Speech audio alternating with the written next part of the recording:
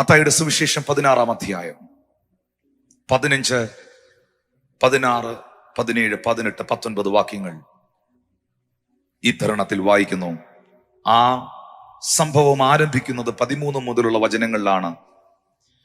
യേശു ഫിലിപ്പിന്റെ കൈസരുടെ പ്രദേശത്തിരിക്കുമ്പോൾ കർത്താവ് തന്റെ ശിഷ്യന്മാരോട് ചോദിച്ച ഒരു ചോദ്യത്തിന്റെ, ഒരു കോൺവെർസേഷന്റെ ഉത്തരമായി പത്രോസ് പറഞ്ഞ മറുപടിയുടെ പ്രതിഫലനമായി യേശു കൊടുത്ത അതിശക്തമേറിയ ഒരു സന്ദേശമാണ് ഈ വചനഭാഗം. വായിക്കാം ആ ഭാഗം. നിങ്ങളോ എന്നെ ആരെന്ന് പറയുന്നു എന്ന് അവൻ ചോദിച്ചതിന് ശീമോൻ പത്രോസ്, നീ ജീവനുള്ള ദൈവത്തിന്റെ പുത്രനായ ക്രിസ്തു എന്ന് ഉത്തരം പറഞ്ഞു. യേശു അവനോട്, ബെറിയോനായ ശീമോനെ, നീ ഭാഗ്യവാൻ. ജഡരക്തങ്ങളല്ല, സ്വർഗസ്ഥനായ എന്റെ പിതാവത്രേ നിനക്ക് ഇത് വെളിപ്പെടുത്തിയത്. നീ പത്രോസ് ആകുന്നു. ഈ പാറമേൽ ഞാൻ എന്റെ സഭയെ പണിയും, പാതാള ഗോപുരങ്ങൾ അതിനെ ജയിക്കുകയില്ല എന്ന് ഞാൻ നിന്നോട് പറയുന്നു. യേശു കർത്താവ് ഫിലിപ്പിന്റെ കൈസറുടെ പ്രദേശത്തിരിക്കുമ്പോൾ തന്റെ ശിഷ്യന്മാരോട് ചോദിക്കുന്നു. വാക്യം 13, 14, നിങ്ങളോ എന്നെ ആരെന്ന് പറയുന്നു എന്ന് അവൻ ചോദിച്ചതിന് ശിമോൻ പത്രോസ് പറയുകയാണ്, നീ ജീവനുള്ള ദൈവത്തിന്റെ പുത്രനായ ക്രിസ്തു ആകുന്നു എന്ന് ഉത്തരം പറഞ്ഞു. എന്താണ് ഫിലിപ്പിന്റെ കൈസരുടെ പ്രദേശം? തികച്ചും അനാത്മീയരുടെ സ്ഥലം, തികച്ചും അന്യദൈവങ്ങളെ ആരാധിക്കുന്ന ഒരു കൂട്ടമുള്ള സ്ഥലം, അനേക ദേവന്മാരുടെ ചിത്രങ്ങൾ കല്ലുകൾക്കകത്ത് കൊത്തുപണി ചെയ്ത് നിരത്തി പ്രദർശിപ്പിച്ചിരിക്കുന്ന സ്ഥലം,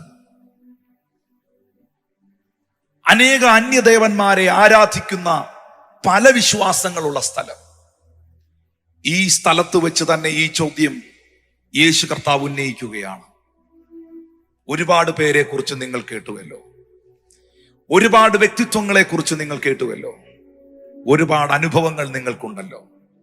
നിങ്ങൾക്ക് എന്നെ കുറിച്ച് എന്താണ് പറയുവാനുള്ളത്?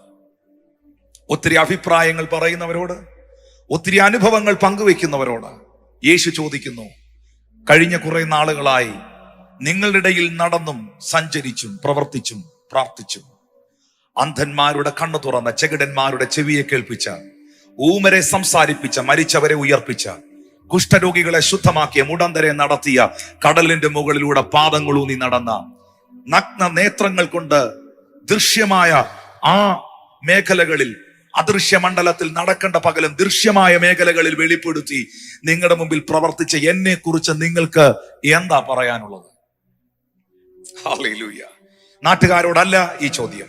കാരണം നാട്ടുകാർക്ക് പല അഭിപ്രായമാണ്. ചിലർ ഏലിയാവെന്നും, ചിലർ ഇരമിയാവെന്നും, ചിലർ യോഹന്നാൻ സ്നാപകനെന്നും, അങ്ങനെയാണ് പലരും പലതും പറയട്ടെ.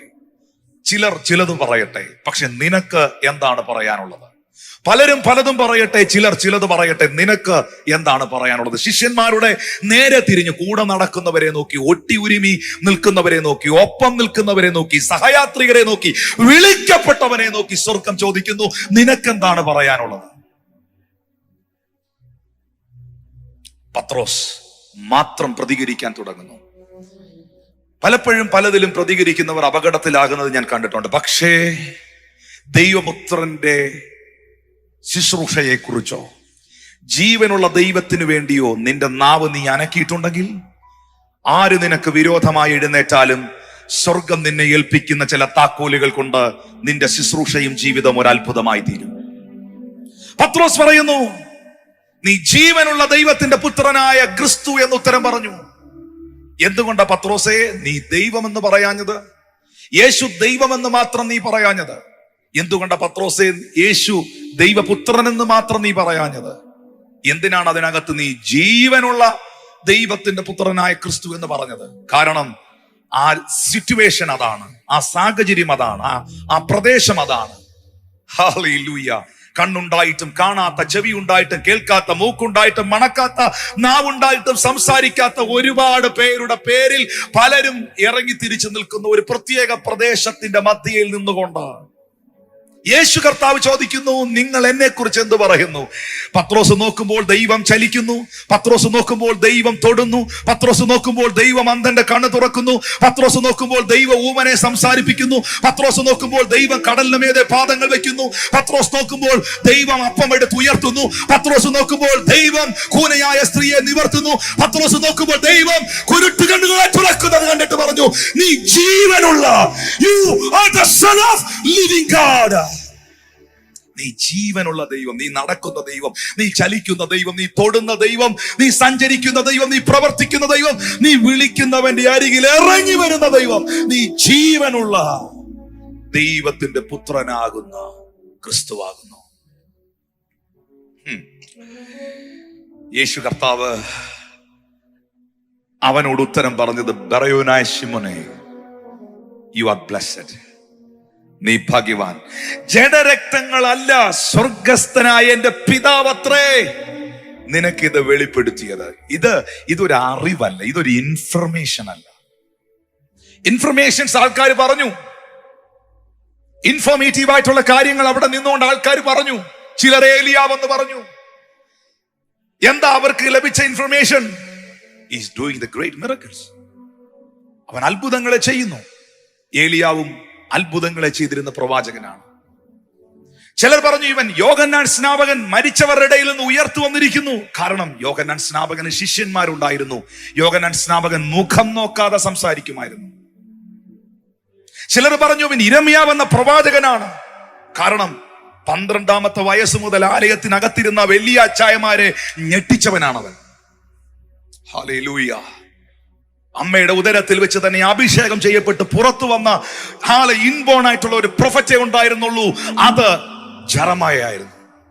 ഇൻഫർമേഷനിൽ നിന്ന് ആൾക്കാർ അവരുടെ അറിവുകൾ പാസ് ചെയ്യപ്പെടുമ്പോൾ ഇതാ റെവലേഷൻ ഉള്ള ഒരുത്തൻ ഇറങ്ങി വരുന്നു.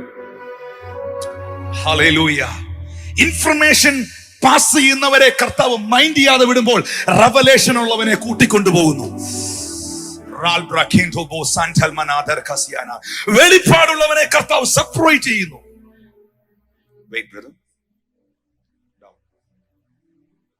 വെളിപ്പാടുള്ളവനെ കർത്താവ് സെപ്പറേറ്റ് ചെയ്യുന്നു. അവനെ കർത്താവ് മാറ്റിക്കൊണ്ടുപോയിട്ട് കർത്താവിനോട് പറയുന്നു, യു ആർ ബ്ലെസ്ഡ്. ജഡരക്തമല്ല, കുടുംബക്കാരല്ല, നാട്ടുകാരല്ല, വീട്ടുകാരല്ല, അപ്പച്ചനല്ല, അമ്മയല്ല, ഭാര്യയല്ല, അമ്മായിയമ്മയുമല്ല, നിനക്കിത് വെളിപ്പെടുത്തിയത് സ്വർഗസ്ഥനായ എന്റെ പിതാവത്രേ. ഇത് നിനക്ക് സെമിനാരിന്നോ സെമിത്തേരിന്നോ കിട്ടിയതല്ല, ഇത് നിനക്ക് സ്വർഗത്തിൽ നിന്ന് കിട്ടിയതത്രേ. സ്വർഗത്തിൽ നിന്ന് കിട്ടിയതത്രേ. സ്വർഗീയമായ വെളിപ്പാടാണിത്. ആ ഒരൊറ്റ റെവല്യൂഷൻ പത്രോസിനെ ഡിഫറന്റ് ആക്കി മാറ്റുകയാണ്. ആ ഒരൊറ്റ വെളിപ്പാട് പത്രോസിനെ കൂടി നിൽക്കുന്ന പുരുഷാരത്തിൽ നിന്നും വ്യത്യസ്തനാക്കുകയാണ്. ഇന്ന് ഞാൻ മെസ്സേജ് പറയുമ്പോൾ ആത്മാവിൽ അന്യഭാഷയിൽ പ്രാർത്ഥിക്കുന്ന ആരെങ്കിലും ഉണ്ടെങ്കിൽ, വേണ്ട ഒരു ചെറുപ്പക്കാരനുണ്ടെങ്കിൽ, ഒരാളുണ്ടെങ്കിൽ, സ്വർഗത്തിലെ ദൈവം നിന്നെയും കൊണ്ട് പട്ടണങ്ങളെ പിടിക്കും. നിന്റെ വിയർപ്പിലും നിഴലിലും പോലും ദൈവശക്തി വ്യാപരിക്കും. അതാണ് ഞാൻ പത്രോസിൽ കാണുന്നത്. Thank you Jesus. ഇൻഫർമേഷൻ നിങ്ങളെ ചിലതിലേക്ക് ഗൈഡ് ചെയ്യും, പക്ഷെ റെവലേഷൻ നിങ്ങളെ ട്രാൻസ്ഫോം ചെയ്യും. നിങ്ങൾക്ക് ലഭിക്കുന്ന അറിവുകൾ നിങ്ങളെ ചിലതിലേക്ക് നയിക്കും, പക്ഷെ നിങ്ങൾക്ക് ലഭിക്കുന്ന ദൈവികമായ വെളിപ്പാടുകൾ നിന്നെ തന്നെ മാറ്റും. പത്രോസിനോടൊരു ദൂതുണ്ടായിരുന്നു. ശിഷ്യന്മാരെ തെരഞ്ഞെടുക്കുമ്പോൾ, അപ്പോസ്തലന്മാരെ തെരഞ്ഞെടുക്കുമ്പോൾ, ശിഷ്യഗണങ്ങളെ തെരഞ്ഞെടുക്കുമ്പോൾ യേശു കർത്താവ് പത്രോസിന്റെ വിഷയത്തിൽ മാത്രം പറഞ്ഞു, ഒന്നാമൻ പത്രോസ്. ഒന്നാമൻ പത്രോസ്. തെരഞ്ഞെടുക്കുമ്പോൾ തന്നെ തെരഞ്ഞെടുത്തവൻ അവന്റെ മേളിൽ ഒരു വാക്കിട്ട അവനെ തെരഞ്ഞെടുത്ത, യു ആർ ദ ഫസ്റ്റ്. ഒന്നാമൻ പത്രോസ്. ഒന്നാമൻ പത്രോസ് എന്ന് പറഞ്ഞവനെ തെരഞ്ഞെടുത്തെങ്കിലും പലയിടത്തും അവന്റെ സ്വഭാവം വെച്ചും പ്രവൃത്തി വെച്ചും ആറ്റിറ്റ്യൂഡ് വെച്ചും അവൻ ഒരിക്കലും ഒന്നാമനാകാനുള്ള ഒരു സാധ്യതകളും ഇല്ലാതെ ഇരിക്കുമ്പോഴാണ് ഫിലിപ്പിന്റെ കൈസരുടെ പ്രദേശത്ത് വെച്ച് ആ കോളിങ്ങിനെ ദൈവത്തിന് ഉറപ്പിക്കേണ്ടതിന്, ആ കോളിങ്ങിലേക്ക് അവനെ കയറ്റിവിടേണ്ടതിന് സ്വർഗത്തിലെ ദൈവത്തിന്റെ ആത്മാവ് അവന്റെ അകത്തൊരു റെവലേഷൻ കൊടുത്തു. ആ റെവലേഷൻ അവൻ പറയേണ്ടടുത്ത് പറയേണ്ട സ്ഥലത്ത് നിന്ന് പറയേണ്ടവനോട് പറഞ്ഞു, നീ ജീവനുള്ള ദൈവത്തിന്റെ പുത്രനാകുന്ന ക്രിസ്തുവാകുന്നു. അങ്ങോട്ട് പഠിക്കുമ്പോ യേശു പത്രോസിനെ നോക്കി ഒന്നാമൻ എന്ന് പറഞ്ഞതിനകത്ത് എന്തെങ്കിലും വ്യത്യാസം വന്നിട്ടുണ്ടോ എന്ന് ബൈബിൾ വായിച്ചവർക്കറിയാം. സ്തോത്രം. ആരുണ്ട് ഈ സാഗരത്തിന്റെ മുകളിലൂടെ പാദങ്ങളൂന്നി നടക്കാനെന്നുള്ള ചോദ്യത്തിന്റെ മുൻപിൽ എല്ലാവരും പകച്ചു നിൽക്കുമ്പോൾ ദൈവം കഴിഞ്ഞാൽ ചരിത്രത്തിൽ കടലിന്റെ മുകളിലൂടെ നടന്ന ഒരു മനുഷ്യൻ എന്ന് പറയുന്നത് സ്തോത്രം പത്രോസ് മാത്രമാണ്. സർവശക്തനാകുന്ന ദൈവം കഴിഞ്ഞാൽ ഹല്ലേലൂയ മനുഷ്യനായി, നോർമൽ പേഴ്സണായി ദൈവമാണ്, സർവശക്തനാണ്. അത് പീറ്റർ മാത്രമാണ്. മറ്റ് ശിഷ്യന്മാർക്ക് അവസരമുണ്ടായില്ല. വേദപുസ്തകത്തിലെ ഒന്നാമത്തെ അപ്പോസ്തല പ്രവർത്തികൾ വായിക്കുമ്പോൾ ദൈവസഭയുടെ ആരംഭം, ജെറൂസലേം ചർച്ചിന്റെ ആരംഭം, ഫസ്റ്റ് മെസ്സേജ്, ആദ്യത്തെ പ്രസംഗം ആരാ നടത്തിയേ? ഇന്ന് ദൈവസഭകൾ ലോകമെമ്പാടുമുണ്ട്. We are the part of body of Christ. നമ്മളും ആ ശരീരത്തിന്റെ ഭാഗമാണ്. പക്ഷെ ഫസ്റ്റ് മെസ്സേജ് ആരാ പറഞ്ഞേ? ദൈവസഭ ആരംഭിക്കുമ്പോൾ പരിശുദ്ധാത്മാവ് വന്ന് കൊടിയെത്തിയ ലഡു കൊടുത്തല്ല ദൈവസഭ ആരംഭിച്ചത്, തീയിറങ്ങി വന്നാണ്. സ്തോത്രം. പരിശുദ്ധാത്മാവിന്റെ അഗ്നി ഇറങ്ങി വന്ന് ദൈവസഭ ഇനാഗുറേറ്റ് ചെയ്യുമ്പോൾ, ഹല്ലേലൂയ, ദൈവസഭ ആരംഭം കുറിക്കുമ്പോൾ ആദ്യത്തെ മെസ്സേജ് നടത്തിയത് ആരാണ്? പീറ്റർ. ആദ്യ സഭയിലെ ആദ്യത്തെ സ്നാനം നടത്തിയത് ആരാണ്? പീറ്റർ. 3000 പേരെ. പുതിയ നിയമസഭയിലെ ആദ്യത്തെ രോഗശാന്തി ശുശ്രൂഷ നടത്തിയത് ആരാണ്? സുന്ദരമെന്ന ദേവാലയ ഗോപുരവാതിക്കലിരുന്ന അമ്മയുടെ ഉദരം മുതൽ മുടമ്പനായ മനുഷ്യനെ എഴുന്നേൽപ്പിച്ചത് ആരാണ്?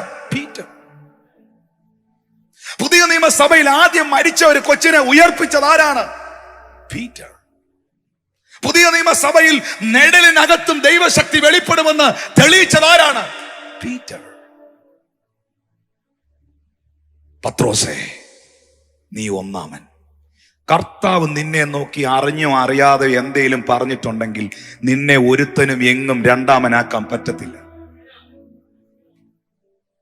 Thank you Jesus. ഞാൻ ഇന്ന് ഈ മെസ്സേജ് പറഞ്ഞുകൊണ്ടിരിക്കുമ്പോൾ ജീവനുള്ള ദൈവത്തിൽ അടിയുറച്ച് വിശ്വസിക്കുന്ന വെളിപ്പാടിൽ ജീവിക്കുന്നവർക്കായി ഞാൻ കർത്താവിനെ സ്തുതിക്കുകയാണ്. പാതാള ഗോപുരങ്ങൾക്ക് ജയിക്കാൻ കഴിയാത്ത വെളിപ്പാട്, അതാ പീറ്ററിന് കൊടുത്ത റെവലേഷൻ, അവനെ രൂപാന്തരപ്പെടുത്തിയ വെളിപ്പാട്. ഹല്ലേലൂയ. പാതാള ഗോപുരങ്ങൾക്ക് ജയിക്കാൻ കഴിയാത്ത വെളിപ്പാട്. ദൈവം തന്റെ സഭയാകുന്ന മണവാട്ടിയെ ഈ ഭൂമിയിൽ എഴുന്നേൽപ്പിക്കുന്നത് അല്ലെങ്കിൽ എഴുന്നേൽപ്പിച്ചത് 2 കാര്യങ്ങളിൽ കൂടെയാണ്.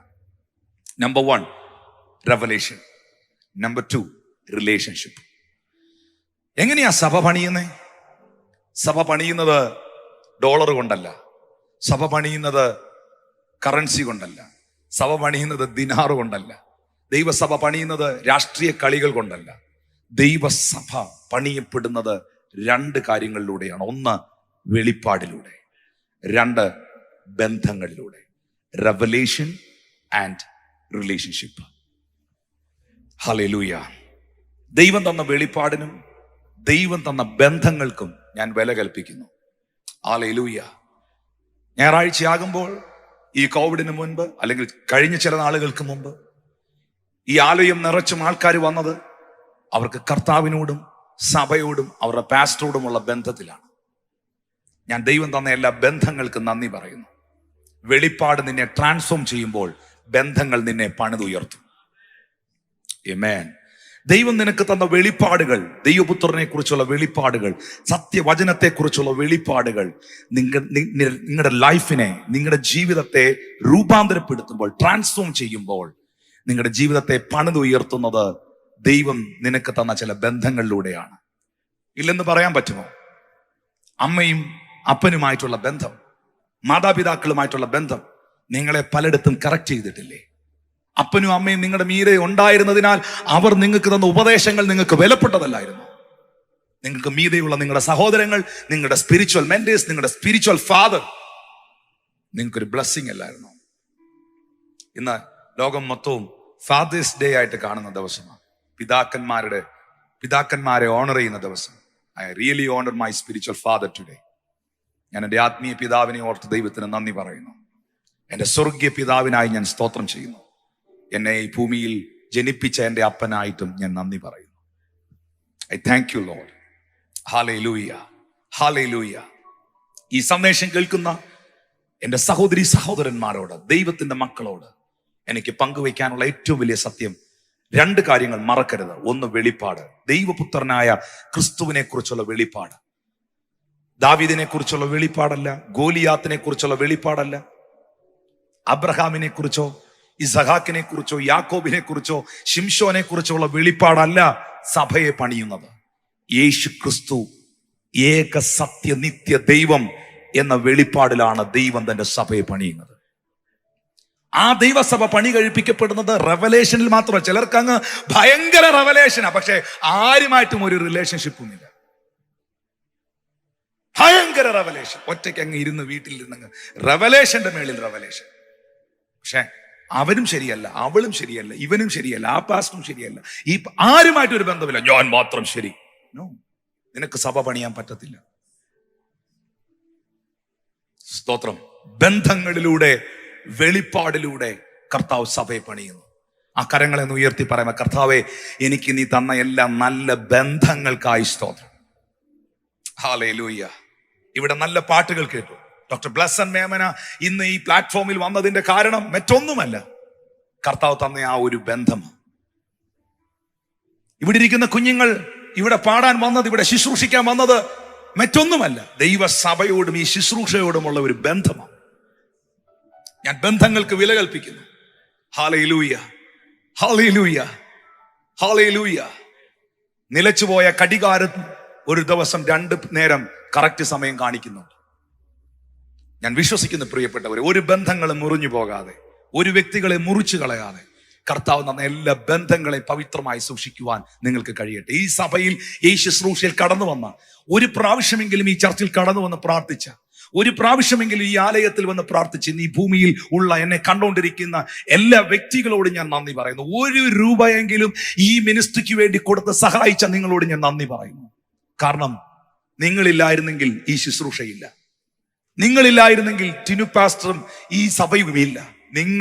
കർത്താവ് നിങ്ങളെ എഴുന്നേൽപ്പിച്ചതുകൊണ്ടും, കൈതാങ്ങാൻ ഒരു അഹരോനെയും കൈതാങ്ങാൻ ഒരു ഹൂരനെയും ദൈവം എഴുന്നേൽപ്പിച്ചത് കൊണ്ടാണ് പലപ്പോഴും അമാല്യോക്കിന് ജയിക്കാൻ കഴിയാതെ നിൽക്കുന്നത്. സ്തോത്രം. എന്നാൽ കൈതാങ്ങിയ എല്ലാ ഹൂരുമാരും ഓർത്തുകൊള്ളുക, നിന്റെ തലമുറയിൽ നിന്ന് ചില ബെസ്തലേലുമാരെ ദൈവം എഴുന്നേൽപ്പിച്ചിരിക്കും.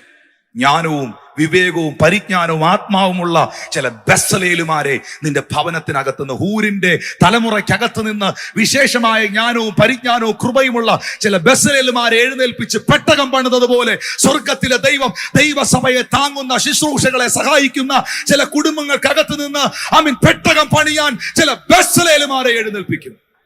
കർത്താവിന്റെ ക്രൂശിന്റെ അറ്റം ചില മിനിറ്റുകളിലേക്ക് മാത്രം താങ്ങിയ താണജാതിക്കാരൻ അന്നത്തെ കാലത്ത് ഉള്ളവർ വിശേഷിപ്പിച്ച കുറേനക്കാരനായ ശീമോന്മാർ ആരെങ്കിലും കേൾക്കുന്നുണ്ടെങ്കിൽ, നിന്റെ തലമുറകളായ അലക്സാണ്ടറിനെയും റൂഫസിനെയും മറന്നു കളയാത്തൊരു ദൈവം ഇന്ന് പകലിൽ ജീവിക്കുന്നു.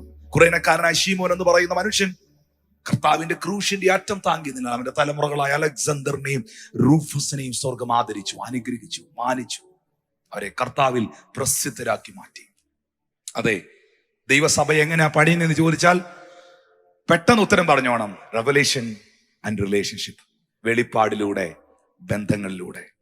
ദൈവം തന്ന ബന്ധങ്ങൾക്കും വെളിപ്പാടിനുമായി ഞാൻ നന്ദി പറയുന്നു. എന്താണ് ഞാൻ ഇന്ന് ഈ സന്ദേശത്തിലൂടെ നിങ്ങളോട് പങ്കുവെക്കുന്നത്? നമ്മൾ ഓർക്കണം, നമുക്ക് ലഭിക്കുന്നതായ ഇൻഫർമേഷൻസ്, അറിവുകൾ വളരെ നല്ലതാണ്. ഇൻഫർമേഷൻ സെന്ററുകൾ നിങ്ങൾ കണ്ടിട്ടുണ്ടോ? അമേരിക്കയിലേക്ക് പോകാൻ എന്ത് ചെയ്യണം എന്ന് പറയുന്ന ഇൻഫർമേഷൻ സെന്ററുകളുണ്ട്. അവിടെ ചെല്ലുമ്പോൾ അവർ പറഞ്ഞു തരും അമേരിക്കയ്ക്ക് പോകാൻ എന്തൊക്കെ ചെയ്യണം. പക്ഷെ ആ ഇൻഫർമേഷൻ സെന്ററിൽ ഇരിക്കുന്നവൻ ഇതുവരെ അമേരിക്കയിൽ പോയിട്ടില്ല. സ്തോത്രം. ഇവിടെ കൊട്ടാരക്കരയിൽ ഒരു ബോർഡ് ഇരിപ്പുണ്ട്. ഈ ടൗണിൽ തിരുവനന്തപുരം ഇത്ര കിലോമീറ്റർ എന്ന ബോർഡ് അവിടെ വെച്ചിട്ടുണ്ട്. ഒത്തിരി പേരെ ആ ബോർഡ് പുനലൂരോട്ട് വിടാതെ, കൊല്ലത്തോട്ട് വിടാതെ ആ ബോർഡ് ഒത്തിരി പേരെ തിരുവനന്തപുരത്ത് വിട്ടിട്ടുണ്ട്. പക്ഷെ ആ ബോർഡ് ഇന്ന് വരെ തിരുവനന്തപുരം കണ്ടിട്ടില്ല. ഇൻഫർമേഷൻ, നിനക്ക് ലഭിക്കുന്ന ഇൻഫർമേഷൻസ് നിന്നെ ഗൈഡ് ചെയ്യും ചിലതിലേക്ക്. പക്ഷെ നിനക്ക് ലഭിക്കുന്ന റെവലേഷൻ ആണ് നിന്നെ ട്രാൻസ്ഫോം ചെയ്യുന്നത്, രൂപാന്തരപ്പെടുത്തുന്നത്. ഹല്ലേലൂയ. ഇന്ന് ഈ സന്ദേശം കേൾക്കുന്ന എന്റെ പ്രിയ സഹോദരി സഹോദരന്മാരോട്, ദൈവമക്കളോട് പറയട്ടെ, ഈ കാലഘട്ടത്തിൽ കർത്താവിന് വേണ്ടത് വെളിപ്പാടിൽ ജീവിക്കുന്ന ഒരു തലമുറയാണ്. കാരണം അറിവിന്റെ പുറകിൽ പോയി പഠിച്ച് അത് പഠിച്ച് ഇത് പഠിക്കണ്ടെന്നല്ല. ആ PhD, ഈ PhD, അതിൽ ഡോക്ടറേറ്റ്, ഇതിൽ ഡോക്ടറേറ്റ്. എന്റെ ഭാഷയിൽ പറഞ്ഞാൽ 10ാം ക്ലാസ് പോലും ജയിച്ചിട്ടില്ലാത്ത പത്രോസിനെ കുറിച്ച് ഡോക്ടറേറ്റ് എടുക്കാൻ സ്കോട്ട്ലൻഡിലേക്ക് പോകുന്നു. സ്തോത്രം. പത്രോസ് വിദ്യാഭ്യാസം ഇല്ലാത്തവനാ, സാമാന്യനാ. പക്ഷെ പത്രോസിനെ കുറിച്ച് ഡോക്ടറേറ്റ് എടുക്കാൻ സ്കോട്ട്ലൻഡിലേക്ക് പോവുകയാണ്. ഹല്ലേലൂയ. എന്നെ കേൾക്കുന്ന ദൈവത്തിന്റെ സഭയെ, ജനമേ, അറിവ് നിങ്ങളെ ഗൈഡ് ചെയ്യും ചിലതിലേക്ക്. കൊട്ടാരക്കരയിൽ ഒരു ചർച്ച ഉണ്ട്. അവിടെ ചെന്ന് പ്രാർത്ഥിച്ചാൽ, അല്ലെങ്കിൽ അവിടേക്ക് ചെന്നാൽ നിങ്ങൾക്ക് വചനം കേൾക്കാൻ പറ്റും, മെസ്സേജ് കേൾക്കാൻ പറ്റും, പ്രാർത്ഥനയിൽ പങ്കെടുക്കാൻ പറ്റുമെന്ന് ആരെങ്കിലും പറയുന്നെങ്കിൽ നിങ്ങൾക്ക് കിട്ടിയ ഒരു ഇൻഫർമേഷൻ ആണത്. ആ ഇൻഫർമേഷന്റെ അടിസ്ഥാനത്തിൽ നിങ്ങൾ ജീസസ് ഈസ് അലൈവ് ചർച്ചിൽ വരുന്നു കൊട്ടാരക്കരയിൽ. പക്ഷേ ആ ഇൻഫർമേഷന്റെ അടിസ്ഥാനത്തിൽ ഇവിടെ പായി വന്നിരുന്ന് ഉറങ്ങിയെന്ന് കരുതി യാതൊരു വിടുതലും ഉണ്ടാകത്തില്ല. ഇവിടെ തരുന്ന മെസ്സേജുകൾ, സന്ദേശങ്ങൾ നിന്റെ അകത്തൊരു വെളിപ്പാടായി മാറിയെങ്കിൽ മാത്രമേ നീ വന്നതുപോലെ പോകാതിരിക്കത്തുള്ളൂ. ഇൻഫർമേഷനുകൾ നിന്നെ ഗൈഡ് ചെയ്യും ചിലതിലേക്ക്. പക്ഷെ നിന്റെ അകത്ത് ലഭിക്കുന്ന റെവലേഷൻസ് ആണ് നിന്നെ ചേഞ്ച് ചെയ്യുന്നത്. ഹല്ലേലൂയ. ഓർക്കുക, ഇൻഫർമേഷൻ ലഭിക്കുന്നത് മൈൻഡിലാണ്, റെവലേഷൻ ലഭിക്കുന്നത് സ്പിരിറ്റിലാണ്. എനിക്ക് ലഭിക്കുന്ന ഇൻഫർമേഷൻസ് എൻ്റെ മൈൻഡിലാ വരുന്നത്, എൻ്റെ ചിന്തയിലാ വരുന്നത്. പ്രസംഗങ്ങൾ പറയുമ്പോൾ പറയുന്നത്, ഞാൻ ഇന്നൊരു ചിന്ത പറയട്ടെ, ദൈവം എനിക്ക് തന്നൊരു ചിന്ത ഞാൻ പറയട്ടെ, പറഞ്ഞു. പക്ഷെ ആ ചിന്ത വെളിപ്പാടായി തീരണമെങ്കിൽ അതിനെ ആത്മാവിൽ നീ ഏറ്റെടുക്കണം. ഹല്ലേലൂയ. അല്ലെങ്കിൽ ഒരു പ്രയോജനമില്ല. അതകത്താക്കണം. സ്തോത്രം. The information that we receive can only be used to guide us. On the other hand, the divine revelation that we receive can and will transform us. We receive and process information in our mind. On the other hand, divine revelation is received in the spirit. ദൈവം നമുക്ക് തന്ന വെളിപ്പാടുകൾ, ദൈവം നമുക്ക് തന്ന ആഴമേറിയ ക്രിസ്തുവിനെ കുറിച്ചുള്ള വെളിപ്പാടുകൾ നമ്മളുടെ അകന്മയുള്ള മനുഷ്യനെ പണിയും. ഹല്ലേലൂയ. ശബ്ദമുയർത്തി കർത്താവിനെ സ്തുതിച്ചേ. ഈ പൗലോസ് അപ്പോസ്തലൻ വെളിപ്പാടിൽ ജീവിച്ച മനുഷ്യനാണ്. എല്ലാവർക്കും പൗലോസിനെ കുറിച്ച് പറയുമ്പോൾ എല്ലാ വിശ്വാസികൾക്കും, വിശുദ്ധന്മാർ എന്ന് പറയുന്നവർക്കും വലിയ ആവേശമാണ്. പൗലോസിനെ കുറിച്ച് പറയുമ്പോൾ വലിയ ആവേശമാണ്. പക്ഷേ പൗലോസ് അപ്പോസ്തലൻ ആരായിരുന്നു? പൗലോസ് എന്ന് പറയുന്ന മനുഷ്യൻ വെളിപ്പാടിൽ ജീവിച്ച മനുഷ്യനാണ്. അതുകൊണ്ടാണ് ഗലാത്യർ 1:11-12 വാക്യങ്ങളിൽ അപ്പോസ്തലനായ പൗലോസ് പറഞ്ഞത്, സഹോദരന്മാരെ, ഞാൻ അറിയിച്ച സുവിശേഷം മാനുഷികമല്ല എന്ന് ഞാൻ നിങ്ങളെ ഓർപ്പിക്കുന്നു. എൻ്റെ മൈൻഡിൽ, എൻ്റെ ബുദ്ധിയിൽ വന്ന കുറെ ചിന്തകളല്ല ഞാൻ നിങ്ങളെ അറിയിച്ച സുവിശേഷം. പിന്നെന്തുവാ? ഞാൻ മനുഷ്യരോട് പ്രാപിച്ചിട്ടില്ല, ഞാൻ പഠിച്ചിട്ടുമില്ല, യേശു ക്രിസ്തുവിന്റെ വെളിപ്പാടിനാൽ അത്രേ പ്രാപിച്ചത്. ഹല്ലേലൂയ. ദൈവികമായ വെളിപ്പാട് അകത്തുള്ളവൻ ചിലത് പ്രാപിക്കും. ദൈവികമായ വെളിപ്പാടില്ലാത്തവൻ ഗൂഗിള് തപ്പി അവന്റെ ഊപ്പാട് വരും. സ്തോത്രം. ദൈവികമായ വെളിപ്പാടുള്ളവൻ ദൈവസന്നിധിയിൽ ഇരുന്ന് അവൻ പ്രാപിക്കും. അതുകൊണ്ടാണ് ദൈവസഭയോട്, കൊരിന്ത്യ സഭയോട് പൗലോസ് പറഞ്ഞത്, ഞാൻ കർത്താവിൽ നിന്ന് പ്രാപിക്കുകയും നിങ്ങൾ കേൾപ്പിക്കുകയും ചെയ്യുന്നത് എന്തെന്നാൽ ഞാൻ ഇത് ദൈവത്തിൽ നിന്ന് പ്രാപിച്ചതാണ്. പൗലോസിന്റെ വലിയ ആഗ്രഹമായിരുന്നു. പൗലോസ് ഒരിക്കലും ബുദ്ധിയിൽ ശുശ്രൂഷിച്ച മനുഷ്യനല്ല. പൗലോസ് ഒരിക്കലും ബുദ്ധിയിൽ നടന്ന മനുഷ്യനല്ല. ഒരു ക്വയറ്റ് മിനിസ്റ്റർ ആയിരുന്നു പോൾ. ശാന്തനായ, എന്റെ ഭാഷയിൽ പറഞ്ഞാൽ ശാന്ത ഗംഭീരമായ ശുശ്രൂഷയായിരുന്നു പൗലോസിന്റെ. വളരെ ക്വയറ്റ് ആയിരുന്നു തന്റെ മിനിസ്ട്രി അല്ല. ബട്ട് പൗലോസിന് ശബ്ദമല്ലായിരുന്നു കൂടുതൽ ഉണ്ടായിരുന്നത്, ശക്തിയായിരുന്നു. പക്ഷെ എന്ത് പറയാൻ, എന്ത് ചെയ്യാം? ഇന്ന് ശബ്ദമേ ഉള്ളൂ, പലർക്കും ശക്തിയില്ല. അതിന്റെ ഒരു തെളിവാണ് പൗലോസ് അപ്പോസ്തലൻ ഒരു സ്ഥലത്ത് പ്രസംഗിച്ചുകൊണ്ടിരിക്കുമ്പോൾ, ഒരു വീടിന്റെ ടെറസിന്റെ മുകളിൽ പ്രസംഗിച്ചുകൊണ്ടിരിക്കുമ്പോൾ തന്റെ മെസ്സേജ് കേട്ടോണ്ടിരുന്ന ഒരു വിശ്വാസി ആ ടെറസിന്റെ മേളിൽ നിന്ന് യൂത്തിക്കോസ് എന്ന് പറയുന്ന മനുഷ്യൻ ഉറങ്ങി താഴെ വീണ് മരിച്ചു. എന്റെ ശുശ്രൂഷയിൽ ചിലപ്പോൾ എന്റെ പ്രസംഗം കേട്ട് പലരും ഉറങ്ങിക്കാണും, പക്ഷെ ഉറങ്ങി താഴെ വീണ് ആരും മരിച്ചിട്ടില്ല. പൗലോസ് പ്രസംഗിച്ചുകൊണ്ടിരിക്കുമ്പോൾ, പൗലോസിന്റെ മെസ്സേജ് കേട്ടോണ്ടിരിക്കുമ്പോൾ ഒരു മനുഷ്യൻ ഉറങ്ങി ടെറസിന്റെ മേളയിൽ നിന്ന് താഴെ വീണ് മരിച്ചുപോയി. അത്ര ഗംഭീരമായ പ്രസംഗമായിരുന്നു. Praise God. വളരെ ശാന്തമായി ശുശ്രൂഷിക്കുന്ന, ഗംഭീരമായി ശുശ്രൂഷിക്കുന്ന, വെളിപ്പാടുകളെ പകരുന്ന മനുഷ്യൻ. പക്ഷെ അതേ പൗലോസ് ആ സ്റ്റെപ്പ് ഇറങ്ങി താഴോട്ട് ചെന്ന് അവന്റെ മേളിലൊന്ന് താഴുകി പ്രാർത്ഥിച്ചപ്പോൾ അവനെ ഉയർത്തു വന്നു. ഓ ഹല്ലേലൂയ. എനിക്ക് അവിടെ കാണാൻ കഴിയുന്നത് താൻ ക്യാരി ദ അനോയിന്റിംഗ് ആണ്, താൻ ക്യാരി ദ റെവലേഷൻ ആണ്, താൻ ക്യാരി ഒരു പവർ ഉണ്ട്, ഒരു ശക്തിയുണ്ട്. അതുകൊണ്ടാണ് പൗലോസ് പറഞ്ഞത്, ക്രൂശിന്റെ വചനം നശിച്ചു പോകുന്നവർക്ക് ഭോഷത്തോ, രക്ഷിക്കപ്പെടുന്ന നിങ്ങൾക്കോ ഇത് ദൈവശക്തിയാകുന്നു. This is a power of God. ഇന്ന് ദൈവശക്തി എന്ന് പറഞ്ഞാൽ തന്നെ ചിലർ തുറിച്ചു നോക്കും. ഇത് ദൈവശക്തിയാകുന്നു. അതുകൊണ്ട് അപ്പോസ്തലൻ പറഞ്ഞു, ഞങ്ങളുടെ പ്രസംഗം ജ്ഞാനത്തിന്റെ വശീകരണ വാക്കുകൾ അല്ലായിരുന്നു, വാചകവാടി അല്ലായിരുന്നു, അടയാളങ്ങളുടെയും അത്ഭുതങ്ങളുടെയും പ്രദർശനമായിരുന്നു. ഇന്ന് എത്ര പേര് ആഗ്രഹിക്കുന്നുണ്ട് നിങ്ങളുടെ ജീവിതത്തിൽ അത് സംഭവിക്കാൻ? ഒന്ന് യോഹന്നാന്റെ ലേഖനം 1-ാം അധ്യായം തുടങ്ങുന്നത് എങ്ങനെയാണെന്നറിയാവോ? അപ്പോസ്തലനായ യോഹന്നാൻ പറഞ്ഞു തുടങ്ങുന്നത് എങ്ങനെയാ? ആദി മുതലുള്ളതും ഞങ്ങൾ കണ്ടതും, സ്വന്തം കണ്ണുകൊണ്ട് കണ്ടതും, ഞങ്ങൾ നോക്കിയതും, ഞങ്ങൾ കൈനീട്ടി തൊട്ടതുമായ ജീവന്റെ വചനം. സ്തോത്രം. എന്തായിരുന്നു ശുശ്രൂഷ? എന്തായിരുന്നു വചനം? ആദ്യം മുതൽ ഞങ്ങൾ എന്തോ അനുഭവിച്ചേ? ആദ്യം മുതൽ ഞങ്ങൾ അനുഭവിച്ചത് കഥാപ്രസംഗമാണോ? ആദ്യം മുതൽ ഞങ്ങൾ അനുഭവിച്ചത് വാചകമടിയാണ്? നോ. ആദ്യം മുതലുള്ളതും 1-ാം വാക്യം ഇങ്ങനെ പറയുന്നേ, ഞങ്ങൾ കേട്ടു, ഞങ്ങൾ ചിലത് കേട്ടു. അപ്പോസ്തലന്മാർ പറയുന്നു, ഞങ്ങൾ ചിലത് കേട്ടു, ഞങ്ങൾക്ക് ചിലത് കേൾക്കാനുണ്ടായിരുന്നു, സ്വന്തം കണ്ണുകൊണ്ട് കണ്ടു. കേട്ടത് ചിലത് പ്രസംഗിച്ചെടുത്ത് ആ സ്പോട്ടിൽ ഞങ്ങൾ ചിലത് കണ്ടു.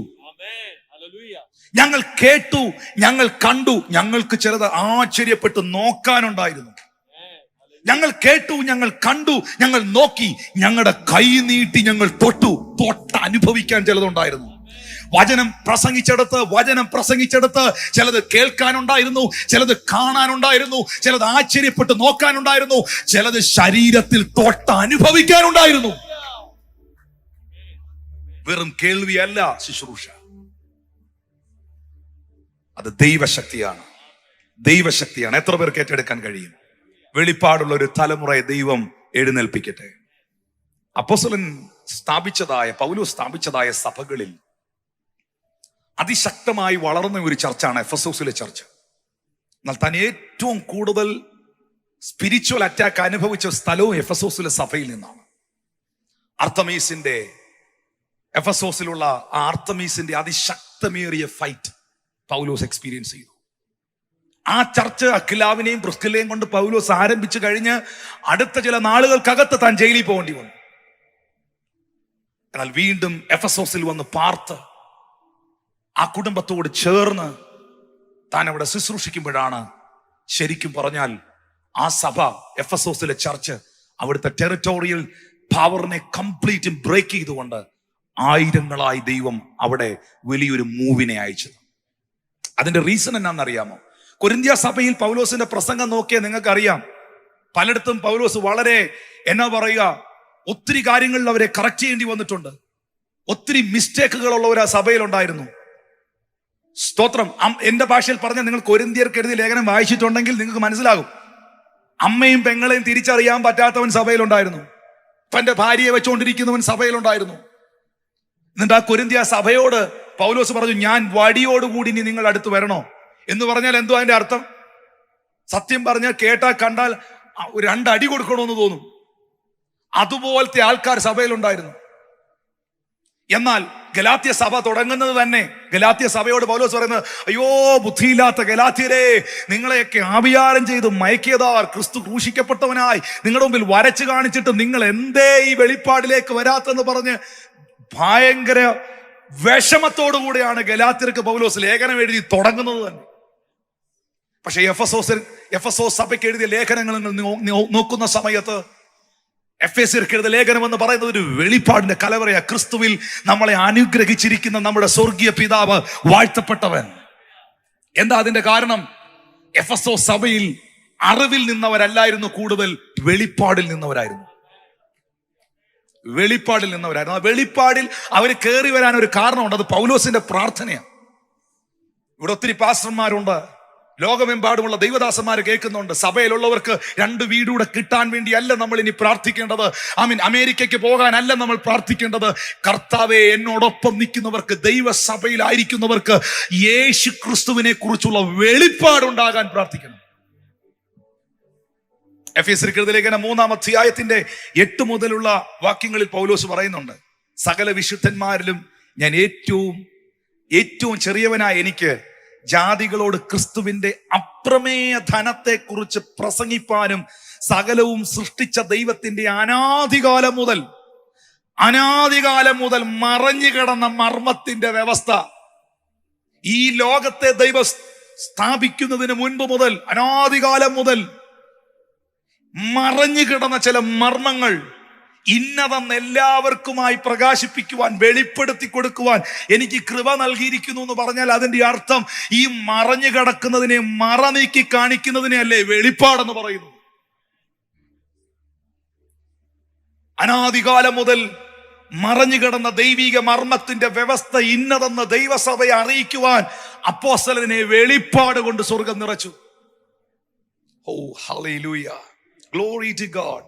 അതിന്റെ 14 മുതൽ 21 വരെ നോക്കണം. എഫെസ്യർ 3:14 മുതൽ.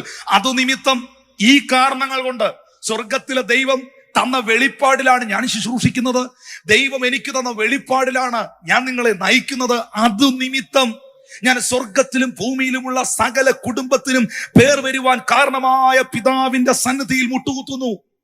എന്തിനു വേണ്ടി? ആ 15-ാമത്തെ വാക്യത്തിൽ ഇങ്ങനെയാ പറയുന്നത്, ഞാൻ പിതാവിന്റെ സന്നിധിയിൽ മുട്ടുകുത്തുന്നു. എന്റെ ചോദ്യം, എന്തിനു വേണ്ടി? സ്തോത്രം. എന്തിനു വേണ്ടി? തലവേദന സൗഖ്യമാകാനോ? എന്തിനു വേണ്ടി? ചർച്ചിലുള്ളവർക്കെല്ലാം ഫൈനാൻഷ്യൽ ബ്രേക്ക് ത്രൂ ഉണ്ടാകാനോ? എന്തിനു വേണ്ടി? എന്തിനു വേണ്ടി ഞാൻ മുട്ടുകുത്തുന്നു? അവൻ തന്റെ മഹത്വത്തിന്റെ ധനത്തിനൊത്തവണ്ണം അവന്റെ ആത്മാവിനാൽ നിങ്ങളുടെ അകത്ത മനുഷ്യനെ സംബന്ധിച്ച് ശക്തിയോടെ ബലപ്പെടേണ്ടതിനും ക്രിസ്തു വിശ്വാസത്തിൽ നിങ്ങളുടെ ഹൃദയങ്ങളിൽ വസിക്കേണ്ടതിനും വരം നൽകണമെന്ന് നിങ്ങൾ സ്നേഹത്തിൽ വേരൂന്നി അടിസ്ഥാനപ്പെട്ടവരായി വീതിയും നീളവും ഉയരവും ആഴവും എന്തെന്ന് സകല വിശുദ്ധന്മാരോടുകൂടെ ഗ്രഹിപ്പാനും പരിജ്ഞാനത്തെ കവിയുന്ന ക്രിസ്തുവിന്റെ സ്നേഹത്തെ അറിവാനും പ്രാപ്തരാകുകയും ദൈവത്തിന്റെ എല്ലാ നിറവോളവും നിങ്ങൾ നിറഞ്ഞു വരികയും വേണമെന്ന് പ്രാർത്ഥിക്കുന്നു. എന്റെ പ്രാർത്ഥന, നിങ്ങളുടെ അകത്ത മനുഷ്യൻ ശക്തനാകണം. എന്റെ പ്രാർത്ഥന, നിങ്ങളുടെ അകത്ത മനുഷ്യൻ ശക്തി പ്രാപിക്കണം. നിങ്ങളുടെ അകത്ത മനുഷ്യന് ശക്തി ഉണ്ടെങ്കിൽ, എന്തിനാ ഇങ്ങനെ പറയാം, ഇന്നത്തെ കാലവുമായി കണക്ട് ചെയ്ത് പറയാം. ചില ആൾക്കാർ പറയാറുണ്ട്, ചിലർക്ക് കോവിഡ് വന്നിട്ട് അവരെ അത് വലുതായിട്ട് ബാധിച്ചില്ല, അവർക്ക് ഇമ്മ്യൂണിറ്റി പവർ ഉണ്ടായിരുന്നു എന്നാ പറയുന്നത്. ഇമ്മ്യൂണിറ്റി പവർ ഇല്ലാത്തവൻ ഒത്തിരി ടയേർഡായി പോയി. അത്ര ഇമ്മ്യൂണിറ്റി പവർ ഇല്ലാത്തവൻ ഒത്തിരി വൈറസ് അറ്റാക്കിൽ ടയേർഡായി പോയി. ഇമ്മ്യൂണിറ്റി നന്നായിട്ടുള്ളവൻ അതിനെ റെസിസ്റ്റ് ചെയ്തെന്നാ പറയുന്നത്. ഇമ്മ്യൂണിറ്റി എന്ന് പറയുന്നത് ഇട്ടിരിക്കുന്ന ഉടുപ്പല്ല. ഇമ്മ്യൂണിറ്റി എന്ന് പറയുന്നത് സ്തോത്രം ധരിച്ചിരിക്കുന്ന വസ്ത്രമല്ല, ഉപയോഗിക്കുന്ന വണ്ടിയല്ല, നിനക്ക് കാണാൻ കഴിയാത്ത ഒന്നാ. നിനക്ക് കാണാൻ കഴിയാത്ത ഒന്ന് നിന്റെ അകത്ത് വർക്ക് ചെയ്യുന്നു. ആ വർക്ക് ചെയ്യുന്നതാണ് പുറത്തുനിന്ന് വരുന്ന ഈ വൈറസിനെ റെസിസ്റ്റ് ചെയ്യുന്നത്. ഇതുപോലെ തന്നെ നിന്റെ അകത്ത മനുഷ്യന്റെ ശക്തിയാ ബ്രദറെ, സിസ്റ്ററെ, പുറത്തുനിന്ന് വരുന്ന സകല അറ്റാക്കുകളെയും ജയിക്കുവാൻ നിനക്ക് കൃപ ചെയ്യുന്നത്. അതുകൊണ്ട് ദൈവസഭയോട്, ദൈവജനത്തോട് ഞാൻ സ്നേഹപൂർവ്വം ഓർപ്പിക്കട്ടെ പ്രിയപ്പെട്ടവരെ, പൗലോസിന്റെ പ്രാർത്ഥന മറ്റൊന്നിനായിരുന്നില്ല, നിങ്ങൾ അവന്റെ ആത്മാവിനാൽ അകത്ത മനുഷ്യനെ സംബന്ധിച്ച് ശക്തിയോടെ ബലപ്പെടണം, തളർന്നു പോകരുത്. ആരോടൊക്കെയോ ദൈവത്തിന്റെ ആത്മാവ് ഇന്ന് പകലിൽ അറിയിക്കുന്നു, തളർന്നു പോകരുത്, ശക്തിയോടെ മുന്നേറണം. അതിശക്തമായി മുന്നോട്ട് പോകണം. ക്രിസ്തു വിശ്വാസത്തിൽ നിങ്ങളുടെ ഹൃദയങ്ങളിൽ വസിക്കുവാൻ, ആ ക്രിസ്തുവിലുള്ള വിശ്വാസം നിങ്ങളിൽ വർദ്ധിക്കുവാൻ നിങ്ങൾ ദൈവത്തോട് പ്രാർത്ഥിക്കണം. എന്നിട്ട് ആ ദൈവ സ്നേഹത്തിൽ വേരൂന്നണം. സംഘടനയിലല്ല നീ വേരൂന്നേണ്ടത്, കമ്മിറ്റിക്കകത്തല്ല പിടുതാലും പുറത്തു വരാത്ത പോലെ വേര് പിടിച്ച് കിടക്കേണ്ടത്. നീ വേരൂന്നേണ്ടത് സ്നേഹത്തിലാ, കർത്താവിന്റെ സ്നേഹത്തിൽ. ചിലരുടെ വേരിറങ്ങിയത് സ്നേഹത്തിലല്ല, കസേരയിലാണ്. അവരെഴുന്നേറ്റ് പോകുമ്പോൾ കസേര അവരുടെ കൂടെ പോവുകയാണ്. ആയുസിൽ ആ കസേര ഇനി ആർക്കും കിട്ടില്ല. കാരണം അവരുടെ വേര് ആ കസേരയിൽ ഇറങ്ങി. പക്ഷെ ബൈബിൾ പറയുന്നത് നിന്റെ വേരിറങ്ങേണ്ടത് കസേരയിലല്ല, നിന്റെ വേരിറങ്ങേണ്ടത് സ്നേഹത്തിലാ, കർത്താവിന്റെ സ്നേഹത്തിലാ. എന്നിട്ട് പൗലോസ് പറയുവാണ്, അതിന്റെ ലെങ്ത്, അതിന്റെ വിഡ്ത്ത്, അതിന്റെ ഹൈറ്റ്, അതിന്റെ ഡെപ്ത് എനിക്ക് ഗ്രഹിക്കാൻ പറ്റുന്നില്ല. സ്തോത്രം. അത്രമാത്രം കിടക്കുക ഇതിനകത്ത്, അത്രമാത്രം ഡെപ്ത് ഉള്ളതായത്, അത്രമാത്രം ലെങ്തും വിഡ്ത്തും ഹൈറ്റും ഉള്ളതായത്. ഒന്ന് കൈ ഉയർത്തി പിടിച്ചേ, കർത്താവിനോടൊന്ന് പറഞ്ഞ, അപ്പാ കർത്താവേ യേശുവേ, അങ്ങയെക്കുറിച്ചുള്ള വെളിപ്പാട് എൻ്റെ അകത്ത് നിറയണമേ. ക്രിസ്തു സ്നേഹത്തിൽ വേരൂന്നാൻ കൃപ തരണമേ. ദൈവഹിതമില്ലാത്ത ഏതെങ്കിലും മേഖലകളിൽ ഞാൻ റൂട്ടഡ് ആയിട്ടുണ്ടെങ്കിൽ, എൻ്റെ വേരിറക്കിയിട്ടുണ്ടെങ്കിൽ, ഇന്ന് പകൽ യേശുവിൻ നാമത്തിൽ ഞാൻ അതിനെ പിഴുതുകയാണെന്നൊന്ന് പ്രാർത്ഥിച്ചേ. Thank you Jesus. പരിശുദ്ധാത്മാവേ, എന്നെ അതിനായി സഹായിക്കണമേ എന്നൊന്ന് പ്രാർത്ഥിച്ചേ. ആഴത്തിൽ ആ വേരൊന്ന് ഇറങ്ങട്ടെ പ്രിയപ്പെട്ടവരെ. നിങ്ങളുടെ ഹൃദയത്തിൽ ആ ദൈവസ്നേഹം നിറയട്ടെ. നിങ്ങളുടെ അകത്ത മനുഷ്യൻ ശക്തിപ്പെടട്ടെ. ഏത് പ്രതിസന്ധികൾ, തിരകൾ, വെല്ലുവിളികൾ വന്നാലും നിങ്ങളുടെ അകത്തെ ആത്മമനുഷ്യൻ ശക്തനാണെന്നുണ്ടെങ്കിൽ നിങ്ങൾ അതിനെ വിജയിച്ചിരിക്കും. ഹല്ലേലൂയ. ഇനി നിങ്ങൾ ശ്രദ്ധിക്കേണ്ട ഒരു കാര്യം, പൗലോസ് ഇത്രയും പറഞ്ഞിട്ട് യേശു ക്രിസ്തുവിനെ കുറിച്ചുള്ള വിശ്വാസവും ക്രിസ്തുവിൽ വേരൂന്നി നിൽക്കുന്ന സ്നേഹവും അവനെക്കുറിച്ചുള്ള വെളിപ്പാടും നിങ്ങളുടെ അകത്തുണ്ടെങ്കിൽ, 20-ാം വാക്യം, എന്നാൽ നാം ചോദിക്കുന്നതിലും നനയ്ക്കുന്നതിലും അത്യന്തപരമായി ചെയ്യുവാൻ നമ്മിൽ വ്യാപരിക്കുന്ന ശക്തിയാൽ കഴിയും. അപ്പൊ ഈ വെളിപ്പാടിനകത്ത് വെളിപ്പെടുന്ന ഒരു ശക്തിയുണ്ട്. ക്രിസ്തുവിന്റെ സ്നേഹത്തിലേക്ക് വേരൂന്നി ഇറങ്ങുമ്പോൾ അതിനകത്ത് നിന്റെ മേളിൽ വർദ്ധിക്കുന്ന ഒരു പവറുണ്ട്. നിന്റെ അകത്ത മനുഷ്യൻ ആത്മാവിൽ ശക്തി പ്രാപിക്കുമ്പോൾ നിന്റെ ജീവിതത്തിൽ വെളിപ്പെടുന്ന ഒരു ദൈവശക്തിയുണ്ട്. ആ ദൈവശക്തി എന്തുവാ ചെയ്യുന്നേ? Now to him who is able to do exceedingly abundantly above all that we ask or think, according to the power that work in us. Ask or think. നീ ചോദിച്ചതിനേക്കാളും നീ ചിന്തിച്ചതിനേക്കാളും അത്യത്ഭുതകരമായിരിക്കും നിന്റെ ജീവിതം. ഹല്ലേലൂയ. എത്ര പേർ ആഗ്രഹിക്കുന്നു, ഞാൻ ചോദിച്ചതിനേക്കാളും ഞാൻ നനച്ചതിനേക്കാളും അത്യത്ഭുതകരമായിരിക്കണം എൻ്റെ ശുശ്രൂഷയും എൻ്റെ ജീവിതവും. അതിന് വേറെ ഒന്നും ചെയ്യാനല്ല ബൈബിൾ പറയുന്നത്. ക്രിസ്തുവിന്റെ സ്നേഹത്തിൽ വേരൂന്നുക. ഒന്ന് വാ തുറന്ന് പറഞ്ഞേ. ഞാൻ ചർച്ചിലായിരുന്നേ കൈ കൊടുത്ത് പറയിച്ചേനെ. ഒന്ന് വാ തുറന്ന് പറഞ്ഞ് ആദ്യം സ്നേഹിക്കാൻ പഠിക്കാൻ പറഞ്ഞു. Hallelujah, hallelujah. പ്രിയപ്പെട്ടവരെ, കർത്താവിനോടുള്ള നിങ്ങളുടെ സ്നേഹം നിങ്ങളുടെ ചില ഭയങ്ങളെ പുറത്താക്കും. കർത്താവിനോടുള്ള നിങ്ങളുടെ സ്നേഹം നിങ്ങളുടെ ചില ആകുലതകളെ ഇല്ലാതെയാക്കും. കർത്താവിനോടുള്ള സ്നേഹത്തിലാണ് നിങ്ങൾ വേരിറക്കിയിരിക്കുന്നതെങ്കിൽ ഈ ലോകത്തിലെ പല കയ്പിന്റെ വേരുകളും നിന്നെ ഇങ്ങനെ അറ്റാക്ക് ചെയ്യാൻ, വേരിറക്കാൻ വരുമ്പോൾ അതിനൊന്നും നീയാകുന്ന മണ്ണിൽ പച്ച പിടിക്കാൻ പറ്റില്ല. കാരണം ക്രിസ്തുവിന്റെ സ്നേഹത്തിൽ നീ വേരൂന്നി അതിന്റെ വീതിയും നീളവും ഉയരവും ആഴവും എന്തെന്ന് പറയാൻ കഴിയാത്ത നിലയിൽ കർത്താവ് നിന്നെ സ്വർഗസ്ഥലങ്ങളിൽ ഇരുത്തിയിരിക്കുകയാണ്. ആ ഹെവൻലി പ്ലേസിൽ കർത്താവിനോടൊപ്പം അവൻ നിന്നെ ഇരുത്തിയിരിക്കുകയാണ്. എത്ര പേർക്ക് അത് വിശ്വസിക്കാൻ പറ്റുന്നു പ്രിയപ്പെട്ടവരെ? ഹല്ലേലൂയ. സത്യത്തില് യേശുക്രിസ്തു എന്നിൽ വന്നപ്പോ എനിക്ക് എന്താണ് ലഭിച്ചതെന്നും എന്നിൽ എന്താണ് സംഭവിച്ചതെന്നും ക്രിസ്തു എനിക്ക് ആരെന്നും ക്രിസ്തുവിൽ ഞാൻ ആരെന്നുമുള്ള വെളിപ്പാടിൽ ജീവിച്ചാൽ, പ്രാർത്ഥിച്ചാൽ, ഞാൻ ചോദിക്കുന്നതിലും നനയ്ക്കുന്നതിലും അത്യന്തപരമായി സംഭവിക്കും. നിങ്ങൾക്ക് വേണേ ഇത് നോട്ട് ചെയ്ത് വെക്കാം, എഴുതി വെക്കാം. ദൈവം ഉപയോഗിച്ച സകല അഭിഷിക്തന്മാരും, ദൈവം പ്രയോജനപ്പെടുത്തിയ ദൈവരാജ്യത്തിന് പ്രയോജനമായ പൗലോസ് ഉൾപ്പെടെയുള്ള വ്യക്തിത്വങ്ങൾ എങ്ങനെയാണ് പ്രയോജനപ്പെട്ടതെന്ന് ചോദിച്ചാൽ ഞാൻ ഈ പറഞ്ഞ കാര്യമാണ്.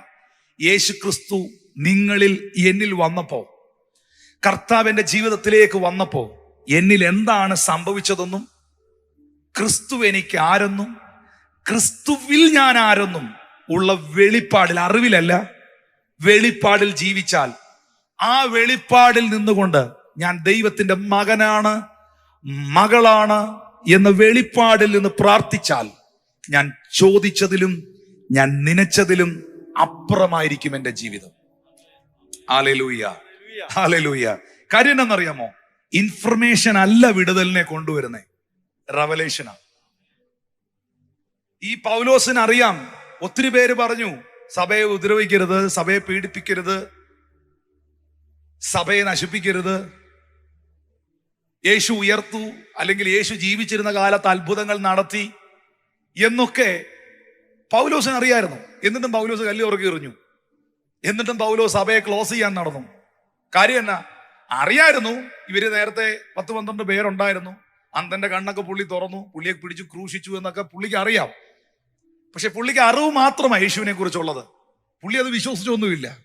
പക്ഷെ പൗലോസ് ദമസ്കോസിൻ പടിവാതിക്കൽ വെച്ച് വെളിച്ചത്തിന്റെ മുമ്പിൽ പിടിച്ചു നിൽക്കാൻ കഴിയാതെ വാഹനമൃഗത്തിൽ നിന്ന് നിലത്ത് വീണ് ദൈവശബ്ദത്തിന് മുമ്പിൽ ജീവിതത്തെ സമർപ്പിച്ച് 3 ദിവസം കണ്ണിന് കാഴ്ചയില്ലാതെ ഇരുന്ന അനന്യാസിനോട് ദൈവാത്മാവ് ഇടപെട്ട് അവന്റെ ഭവനത്തിൽ വന്ന് അവന്റെ മേൽ കൈവച്ച് പ്രാർത്ഥിച്ച് അവനെ സ്നാനപ്പെടുത്തി അവൻ ആഹാരം കഴിച്ച് പുറത്തു വരുന്നത് അറിവിലല്ല, വെളിപ്പാടിലാണ്.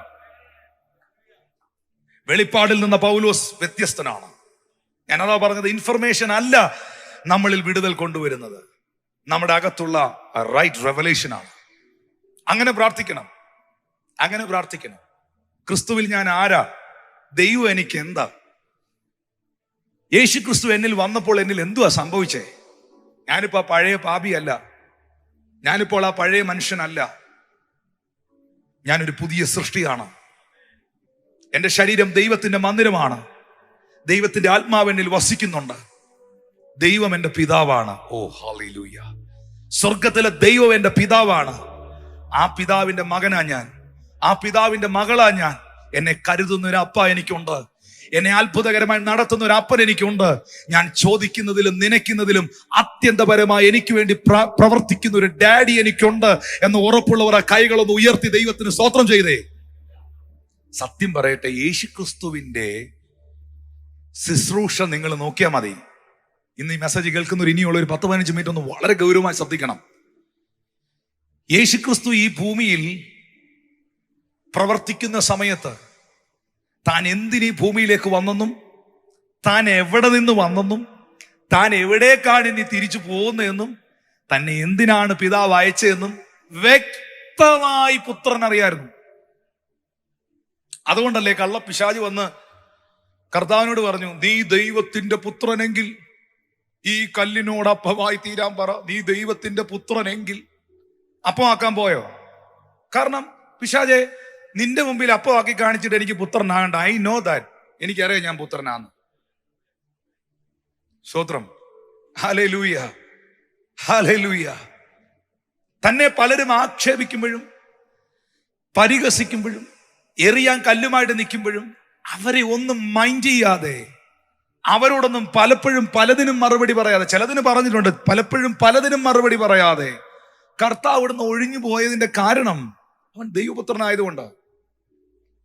എല്ലാരും കൂടെ അവനെ പിടിച്ചു കൊണ്ടുപോയി തലകീഴായി വലിയ പർവ്വതത്തിന്റെ മുകളിൽ കൊണ്ടുപോയി താഴോട്ട് തള്ളിയിട്ട് കൊല്ലാൻ ശ്രമിച്ചപ്പോഴും പിടിച്ചോണ്ട് പോയവർ, തള്ളി മുമ്പോട്ട് കൊണ്ടുപോയവർ പർവ്വതത്തിന്റെ മുകളിൽ വരെ എത്തിക്കഴിഞ്ഞപ്പോൾ പെട്ടെന്ന് അങ്ങോട്ടും ഇങ്ങോട്ടും നോക്കുക, കർത്താവിനെ കാണുന്നില്ല. കർത്താവ് അവരുടെ ഇടയിലൂടെ അങ്ങ് പോയി. കാരണം പർവ്വതത്തിന്റെ മേളിൽ നിന്ന് തലയും കുത്തി താഴെ വീഴുമെന്നല്ല പ്രവചനം. Praise God, hallelujah. എവിടെ ജനിക്കണം, എവിടെ ജീവിക്കണം, എവിടെ ശുശ്രൂഷിക്കണം, എവിടെ മരിക്കണം, ആറകൈ സ്നാനപ്പെടണം, എപ്പോൾ ഉയർക്കണം എന്ന് സ്വർഗാരോഹണം ചെയ്യണം, മുഴുവൻ സാധനവും ലിസ്റ്റ് ഇട്ടിട്ടുള്ള വരവായത്. ഹല്ലേലൂയ. സ്വർഗത്തിലെ ദൈവം ഇന്ന് ഈ മെസ്സേജ് കേൾക്കുന്നവരോട് ഞാൻ പറയുന്നു, അപ്പ നിനക്കൊരു പദ്ധതി ഒരുക്കിയിട്ടുണ്ടെങ്കിൽ, ദൈവം നിനക്ക് വേണ്ടി ചില കാര്യങ്ങൾ സെറ്റ് ചെയ്ത് വെച്ചിട്ടുണ്ടെങ്കിൽ അത് എന്തുവാണെന്ന് ആദ്യം തിരിച്ചറിഞ്ഞിട്ട് വേണം ഈ ഭൂമിയിൽ ജീവിക്കാൻ. അല്ലെങ്കിൽ നിങ്ങൾ വറീഡാവും. ഇസ്രായേൽ മക്കൾ മോശയുടെ പുറകെ നടക്കുക.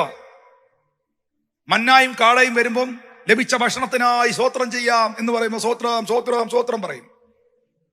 അത്രയേ ഉള്ളു. പല വിശ്വാസികൾ പുറകെ നിൽക്കും.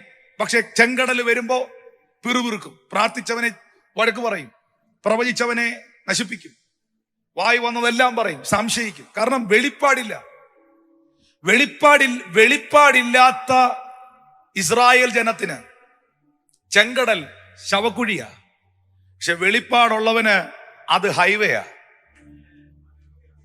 സ്തോത്രം. വെളിപ്പാടില്ലാത്ത ഇസ്രായേൽ ജനത്തിന് അത് അവരുടെ ശവക്കുഴിയാ. വെളിപ്പാടുള്ള മോശയ്ക്ക് അത് ശത്രുവിന്റെ ശവക്കുഴിയാ. സ്തോത്രം സ്തോത്രം സ്തോത്രം. ഇത്രയേ ഉള്ളൂ വ്യത്യാസം. യേശുവിന്റെ ശുശ്രൂഷയിൽ ഞാൻ കാണുന്നത് ഇത് തന്നെയാ. കർത്താവ് നിന്നതും മിനിസ്റ്റർ ചെയ്തതും മൂവ് ചെയ്തതെല്ലാം ആ ഒരു റെവലേഷൻ അകത്താ. ഞാനൊരു 2-3 സംഭവങ്ങൾ പറയാം. ഈ സംഭവം ഞാൻ പറയുമ്പം പ്രാർത്ഥിക്കണം. കർത്താവ് നിങ്ങളൊരു സ്പർശനം ഇന്ന് പകലയക്കും. പ്രാർത്ഥിച്ചുകൊണ്ടിരുന്നോണം, ചില സൗഖ്യങ്ങളും നടക്കും. യോഹന്നാൻ 6:1 മുതൽ 10 വരെയുള്ള വാക്യം വായിക്കുമ്പോൾ, അനന്തരം യേശു തിബരിയാസ് എന്ന ഗലീല കടലിന്റെ അക്കരയ്ക്ക് പോയി. അവൻ രോഗികളിൽ ചെയ്യുന്ന അടയാളങ്ങളെ കണ്ടിട്ട് വലിയ പുരുഷാരം അവന്റെ പിന്നാലെ ചെന്നു. യേശു വലിയൊരു പുരുഷാരം തന്റെ അടുക്കൽ വരുന്നത് കണ്ടിട്ട് ഫിലിപ്പോസിനോട്, ഇവർക്ക് തിന്നുവാൻ നാം എവിടെ നിന്ന് അപ്പം വാങ്ങും എന്ന് ചോദിച്ചു. ഈ വാക്യങ്ങളെല്ലാം ഇങ്ങനെ നിർത്തി പ്രസംഗിക്കണം, പറഞ്ഞു പോണം, ശ്രദ്ധയോടെ കേൾക്കണം. ഇത്രയും പേർക്ക് തിന്നുവാൻ അപ്പം എവിടെ നിന്ന് വാങ്ങുമെന്ന് ചോദിച്ചു. 6-ാം വാക്യത്തിൽ പറയുന്നു, ഇത് അവനെ പരീക്ഷിപ്പാൻ അത്രേ, ഇത് ഫിലിപ്പോസിനെ പരീക്ഷിപ്പാൻ അത്രേ ചോദിച്ചത്. താൻ എന്ത് ചെയ്യാൻ പോകുന്നെന്ന് താൻ അറിഞ്ഞിരുന്നു. അതാ ഞാൻ പറഞ്ഞ കംപ്ലീറ്റ് ലിസ്റ്റ് വിട്ടേച്ചായി വന്ന് നിൽക്കുന്നേ. താൻ എന്ത് ചെയ്യാൻ പോകുന്നു എന്ന് താൻ അറിഞ്ഞിരുന്നു. നിങ്ങൾക്കറിയുമോ അതിനെക്കുറിച്ച്? നിങ്ങളുടെ ജീവിതത്തിന്റെ ഇന്നലകളെ നിങ്ങൾക്കറിയാം, ഇന്നിനെ നിങ്ങൾക്കറിയാം. പക്ഷേ നിങ്ങളുടെ നാളകളെ അറിയുന്ന ഒരു ദൈവത്തിലാണ് നിങ്ങൾ വിശ്വസിക്കുന്നേ. താൻ എന്ത് ചെയ്യാൻ പദ്ധതി ഒരുക്കിയിരിക്കുന്നെന്ന് തനിക്ക് അറിയായിരുന്നു. ഒരിക്കൽ എഞ്ചിനീയറിംഗിന് പഠിക്കുന്ന ഒരു മകൾ, ഒരു പാരമ്പര്യ ക്രിസ്തീയ സമുദായത്തിൽ ജീവിക്കുന്ന ഒരു മകൾ, ആ കോളേജിൽ വെച്ച് അവിടെ നടന്ന പ്രാർത്ഥനയിൽ, ക്യാമ്പസ് ക്രൂസൈഡിന്റെ പോലത്തെ ഒരു യുവജന സംഘടന നടത്തിയ പ്രാർത്ഥനയിൽ, കൂട്ടായ്മയിൽ അവൾ രക്ഷിക്കപ്പെട്ടു. ചില നാളുകൾ കഴിഞ്ഞ് കോളേജിൽ അവൾ പഠിച്ചുകൊണ്ടിരിക്കുമ്പോൾ, എഞ്ചിനീയറിംഗിന് പഠിച്ചുകൊണ്ടിരിക്കുമ്പോൾ തന്നെ അതിന്റെ ഫൈനൽ ഇയർ അടുത്ത സമയത്ത് ദൈവവചനം അനുസരിച്ച് അവിടെ അടുത്തൊരു ചർച്ചിൽ പോയി സ്നാനപ്പെട്ടു. ഈ സ്നാനപ്പെട്ടിട്ട് വീട്ടിലേക്ക് ഇവൾ വരുന്ന സമയത്ത് എങ്ങനെയോ വീട്ടിലെത്തിയപ്പം ഈ പെങ്കൊച്ചിന്റെ ഈ സഹോദരിയുടെ അപ്പ അറിഞ്ഞു ഇവള് സ്നാനപ്പെട്ടെന്ന്. വീട്ടിൽ വന്നപ്പോഴേ വാതിലിൽ തന്നെ അപ്പ കയറി നിൽക്കുക. ഒരു കാര്യം നിന്നോട് എനിക്ക് ചോദിക്കാനുണ്ട്, അത് അറിഞ്ഞിട്ട് നീ അകത്തോട്ട് കയറിയാൽ മതി. നീ പഠിക്കാൻ പോയെടുത്ത് നീ ഒരു പ്രാർത്ഥനാ കൂട്ടായ്മയിൽ പോയോ? അവൾ പറഞ്ഞു പോയി. നീ അവിടെ സ്നാനപ്പെട്ടോ? അവൾ പറഞ്ഞു അതെ, ഞാൻ സ്നാനപ്പെട്ടു. ഈ അപ്പ ആക്രോശിച്ചുകൊണ്ട് ഈ പെൺകുട്ടിയുടെ അപ്പൻ പറഞ്ഞു, ഇനി നിന്റെ ഭാവി എന്താകുമെന്ന് നിനക്കറിയോ? ഇനി നിന്റെ ജീവിതം എന്താകുമെന്ന് നിനക്കറിയോ? എല്ലാം കഴിഞ്ഞു. അപ്പം കിടന്ന് ഇങ്ങനെ ബഹളം ഉണ്ടാക്കുമ്പം പെങ്കൊച്ച് വളരെ കൂളായിട്ട് പറഞ്ഞു, അപ്പാ എന്റെ ഭാവി എന്താകുമെന്ന് എനിക്കറിയത്തില്ല, പക്ഷെ എന്റെ ഭാവിയെ അറിയാവുന്നവനെ എനിക്കറിയാം. എന്റെ ഭാവി എന്താകുമെന്ന് എനിക്കറിയില്ല, പക്ഷെ എന്റെ ഭാവിയെ അറിയാവുന്നവനെ ഞാൻ അറിഞ്ഞു. എന്റെ നാളുകൾ എന്താകുമെന്ന് എനിക്കറിയില്ല, പക്ഷെ എന്റെ നാളുകളെ അറിയുന്നവനാ എന്റെ കയ്യെ പിടിച്ചേക്കുന്നേ. എന്റെ നാളുകൾ എന്താകുമെന്ന് എനിക്കറിയില്ല, പക്ഷെ എന്റെ നാളുകളെ അറിയുന്നവനാണ് എന്നെ വിളിച്ചിരിക്കുന്നവർ. താൻ എന്ത് ചെയ്യാൻ പോകുന്നെന്ന് താൻ അറിഞ്ഞിരുന്നു. പിന്നെ ഈ ഫിലിപ്പോസിനോട് ചോദിക്കുന്നതേ ഉള്ളൂ. നിങ്ങളോടും അങ്ങനെ ചോദിക്കും കർത്താവ് കേട്ടോ. ചിലപ്പോൾ നിങ്ങളുടെ മൈൻഡിൽ പറയും, പിശാചൊന്നും ആയിരിക്കത്തില്ല, അത് പിശാചൊന്നും ആയിരിക്കത്തില്ല, ചിലപ്പോൾ കർത്താവ് തന്നെ ആയിരിക്കും. ഇന്ന് ശരിയാവാൻ പോകുന്നില്ലല്ലയോ, വലിയ ബുദ്ധിമുട്ടായിരിക്കും, പ്രശ്നമാകുമെന്നാ തോന്നുന്നേ. ഇങ്ങനെ പോയി കഴിഞ്ഞാൽ ചിലപ്പം തകർന്നു പോകാൻ ഉണ്ടാകും. അപ്പൊ ഉടനെ നിങ്ങൾ കയറി പറയരുത്, ആന്നു എല്ലാം തകർന്നു, എല്ലാം നശിച്ചു, ദൈവം എന്നോട് ഇങ്ങനെ ചെയ്യുന്നു പറയാം. ചിലപ്പോൾ ദൈവമായിരിക്കും മനസ്സിൽ ചോദിക്കുന്നത്. അബ്രഹാമിനെ പരീക്ഷിച്ചത് ലൂസിഫർ അല്ല. നിന്റെ ഏക മകനെ എനിക്ക് യാഗം കഴിക്കാൻ തരാൻ പറഞ്ഞത് പിശാചല്ല, ദൈവം തന്നെയാ അബ്രഹാമിനെ പരീക്ഷിച്ചേ. ഇസ്രായേൽ മക്കളെ ഇത്രയും വർഷക്കാലം മരുഭൂമിയിലിട്ട് കറക്കിയത് വേറെ ആരുമല്ല. അവരെങ്ങനെ, അവരുടെ മൈൻഡ് എന്താ, അവരുടെ സംസാരം എന്താ, അവരെന്തുവാന്ന് അറിയാൻ ദൈവം തന്നെയാ ചെയ്തത്. Praise God. നീ സന്ദേശം കേട്ടോണ്ടിരിക്കുമ്പോൾ വളരെ ഗൗരവമായിട്ട് അത് മനസ്സിലാക്കണം. യേശു എന്താ ചെയ്യാൻ പോകുന്നതെന്ന് യേശുവിനറിയാം. നിങ്ങൾ പറഞ്ഞേ, എനിക്ക് എൻ്റെ ഭാവി എന്തുവാന്ന് എനിക്ക് അറിയത്തില്ല, പക്ഷെ എൻ്റെ ഭാവി അറിയാവുന്നവനെ എനിക്കറിയാം. That is my confidence. നാളുകളിൽ എന്തുവാ സംഭവിക്കുന്നത്? ചിലർ പറയുന്നുണ്ട് ഈ കോവിഡ് കഴിഞ്ഞ് എന്തുവായിരിക്കും പാസ്റ്റർ, എനിക്കറിയത്തില്ല, പക്ഷെ അത് അറിയാവുന്നവനെ എനിക്കറിയാം. സ്തോത്രം. നാളുകളിൽ എന്തുവാ ഉണ്ടാകാൻ പോകുന്നത് എനിക്കറിയത്തില്ല, പക്ഷെ അത് അറിയാവുന്നവനെ എനിക്കറിയാം. ആ കർത്താവിന്റെ കൈ പിടിച്ചിങ്ങനെ വളരെ ക്വയറ്റായിട്ട് ബ്ലെസ്ഡ് ആയിട്ട് ആ തങ്കച്ചിറക് അടിക്കകത്ത് കയറി ഇരുന്ന് കൂടെ ചുമ്മാ അങ്ങ് നടന്നാൽ മതി. അങ്ങ് കൊണ്ടുപോയിക്കോളും, എത്തിക്കേണ്ടടുത്ത് എത്തിച്ചോളും. ഇവിടെ ഇതവനെ പരീക്ഷിപ്പാൻ അത്രേ ചോദിച്ചത്. താൻ എന്ത് ചെയ്യാൻ പോകുന്നെന്ന് താൻ അറിഞ്ഞിരുന്നു എന്ന് പറഞ്ഞിട്ട് 7-ാം വാക്യത്തിൽ, യോഹന്നാൻ 6:7 വാക്യത്തിൽ ഫിലിപ്പോസ് അവനോട് ഓരോരുത്തൻ അല്പമെങ്കിലും ലഭിക്കേണ്ടതിന് 200 പണത്തിന് അപ്പം മതിയാകില്ല. അപ്പം കണ്ടോ, ഇൻഫർമേഷൻ കിട്ടി അവന്. എന്തോ അവന് കിട്ടിയ ഇൻഫർമേഷൻ, അവിടെ എത്ര പേരുണ്ടെന്നുള്ള ഇൻഫർമേഷൻ അവന് കിട്ടി. സാഹചര്യം എന്തുവാന്നുള്ളത് അവന്റെ മൈൻഡിൽ വന്നു.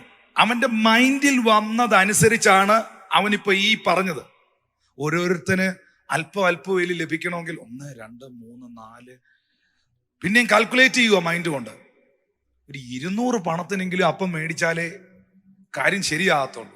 ബുദ്ധിയുടെ ചിന്തയാ, ബുദ്ധി പറയുക. ബുദ്ധി പറയുന്നതെല്ലാം ശരിയാണോന്നില്ല. നിങ്ങളുടെ മനസ്സിൽ വരുന്ന എല്ലാ ചിന്തകളും സത്യമാണോന്നില്ല. നിങ്ങളുടെ ചിന്തയിൽ പിശാച് വിതയ്ക്കുന്ന ചില കളകളുണ്ടാകാം. നിങ്ങളുടെ സ്വപ്നങ്ങളിൽ വിതയ്ക്കുന്ന കളകളുണ്ടാകാം. നിങ്ങൾ ഉറങ്ങുമ്പോൾ വിതയ്ക്കുന്ന കളകളുണ്ടാകാം. എല്ലാം സത്യമാണോന്നില്ല.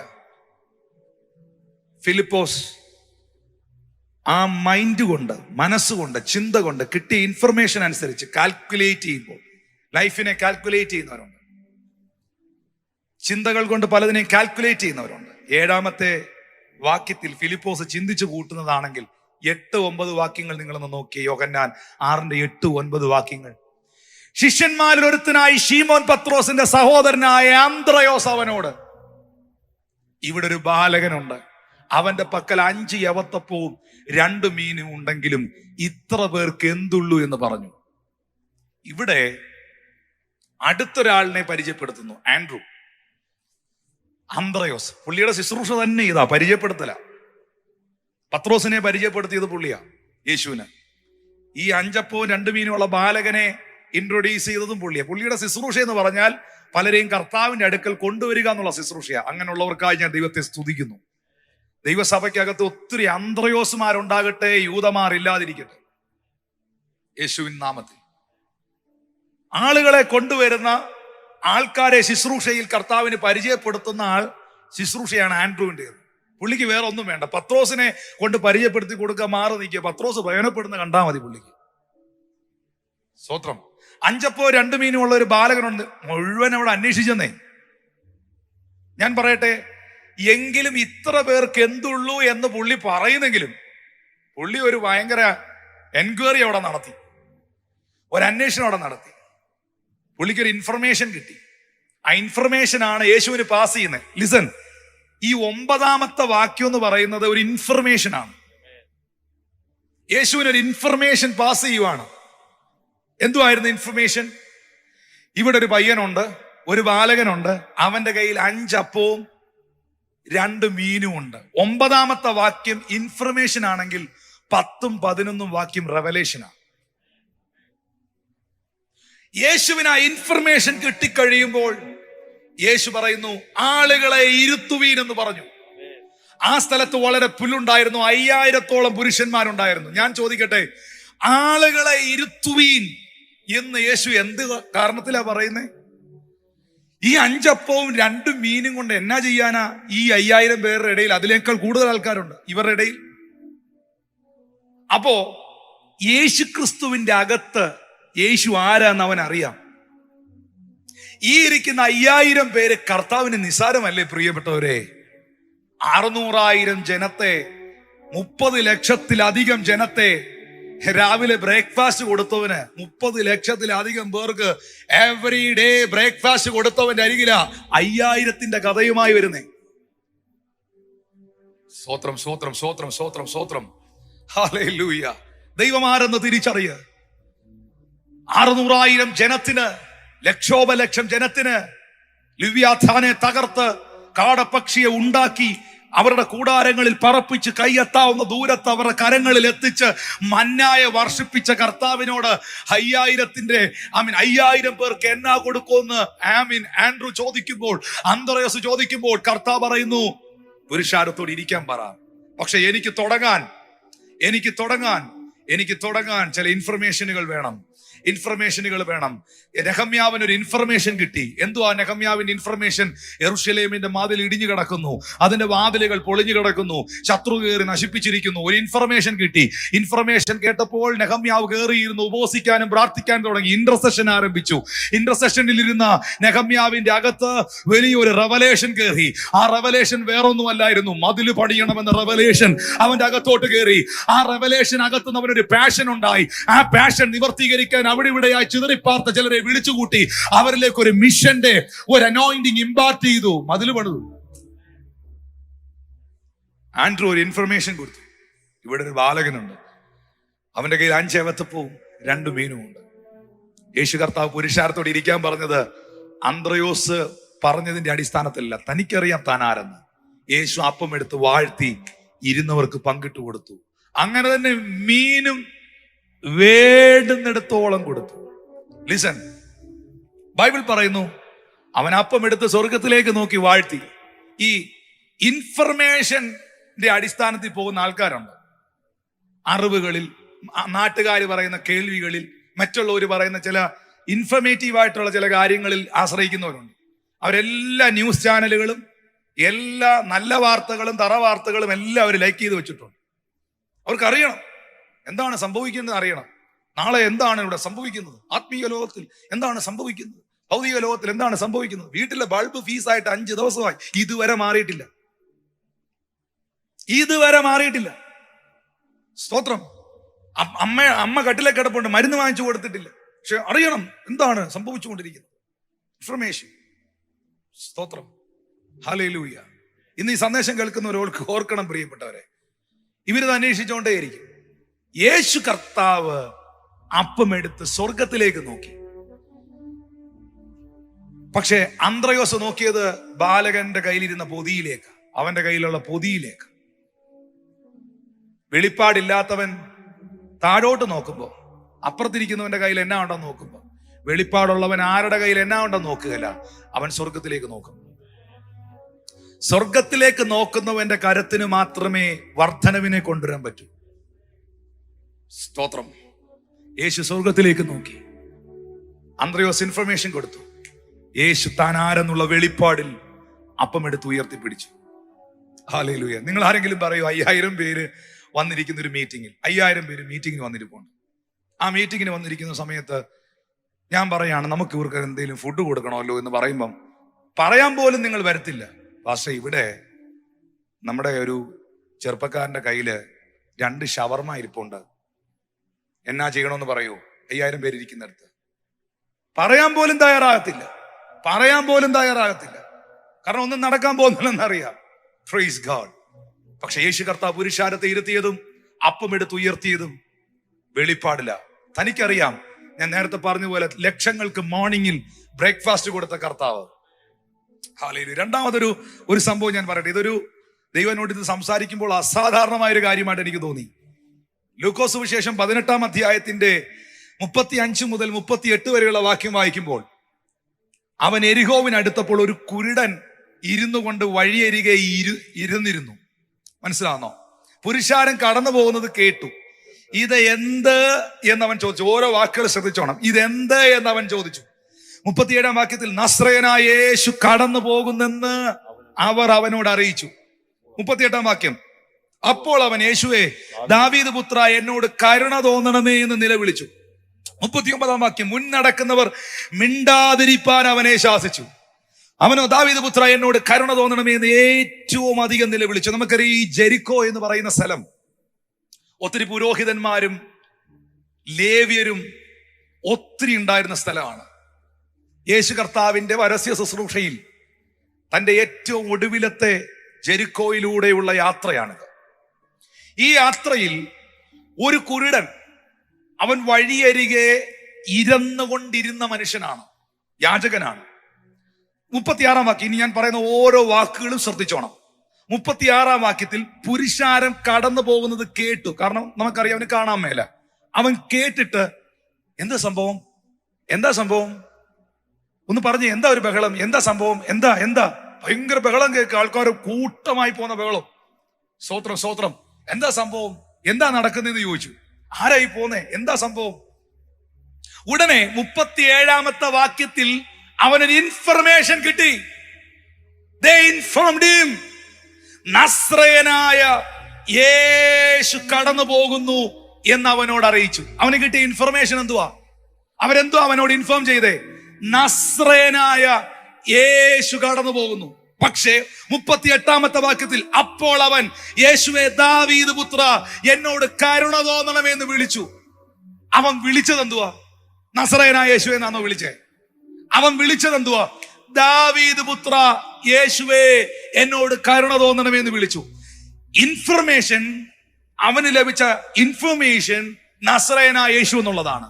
പക്ഷേ അത് കേട്ടപ്പോ അവൻ വിളിച്ചത് ഇൻഫർമേഷന്റെ അടിസ്ഥാനത്തിലല്ല, റെവലേഷന്റെ അടിസ്ഥാനത്തിലാണ്. കാരണം നസ്രയത്തിൽ നിന്ന് വരുന്നവൻ അന്ധന്റെ കണ്ണ് തുറക്കാൻ പറ്റുകയില്ല. നസ്രയത്തിൽ നിന്ന് വരുന്നവൻ ചെകിടന്റെ ചെവി കേൾപ്പിക്കാൻ പറ്റുകയില്ല. പക്ഷേ അത് നസ്രയനായ യേശുവാണ് എന്ന് കേൾക്കുമ്പോൾ അവനൊരു കാര്യം മനസ്സിലായി. എവിടെയോ അവൻ കേട്ടിട്ടുണ്ട്, എവിടെയോ അവൻ അറിഞ്ഞിട്ടുണ്ട്. അങ്ങ് ബത്ലഹേമിൽ ദാവീദിന്റെ ദേശത്തിൽ ജനിച്ച, അപ്പത്തിന്റെ വീട്ടിൽ ജനിച്ച ദൈവപുത്രനായ യേശുവിനെ കുറിച്ച് പറഞ്ഞുകൊടുത്തത്, ചൊല്ലിക്കൊടുത്തത്, പറഞ്ഞുകൊടുത്തത് നസ്രയനായ യേശു എന്നാണെങ്കിലും ഏറ്റു പറഞ്ഞത്, വിളിച്ചു പറഞ്ഞത് അവര് പറഞ്ഞു കൊടുത്തതല്ല. സ്തോത്രം. വല്ലവനും ചൊല്ലിത്തരുന്നത്, ഏറ്റു ചൊല്ലുന്നതല്ല വെളിപ്പാട്. നിന്റെ അകത്തുനിന്ന് വരേണ്ട നിന്റെ ചിന്തകളാ വെളിപ്പാട്. ഇത് എല്ലാവർക്കും പിടികിട്ടുകയില്ല. ഇത് ഏറ്റെടുക്കുന്നവർക്കായി സ്തോത്രം. പറഞ്ഞു കൊടുത്തത് നസറേനായ യേശു എന്ന, വിളിച്ചത് അതല്ല. ഹല്ലേലൂയ.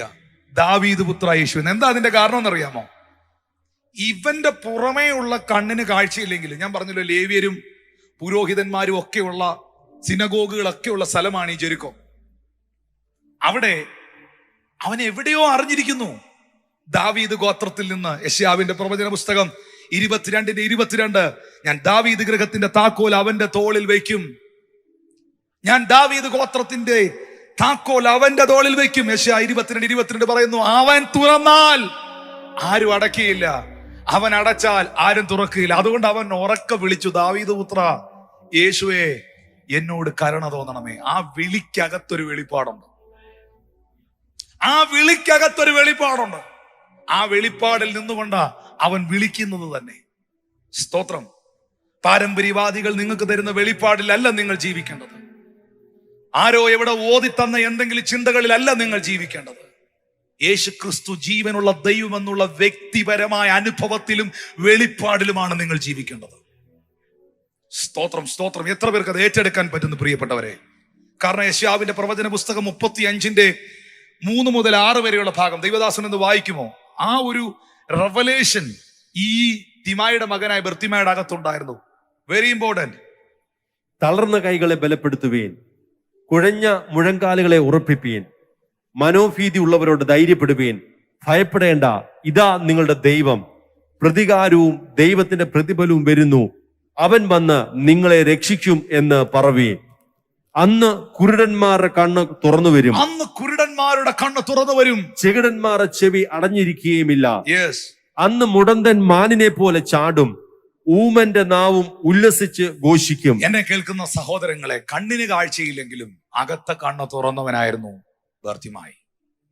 അവൻ വാ തുറന്ന് വിളിച്ചു പറഞ്ഞു, ദാവീദ് പുത്ര യേശുവേ, എന്നോട് കരുണ തോന്നണമേ.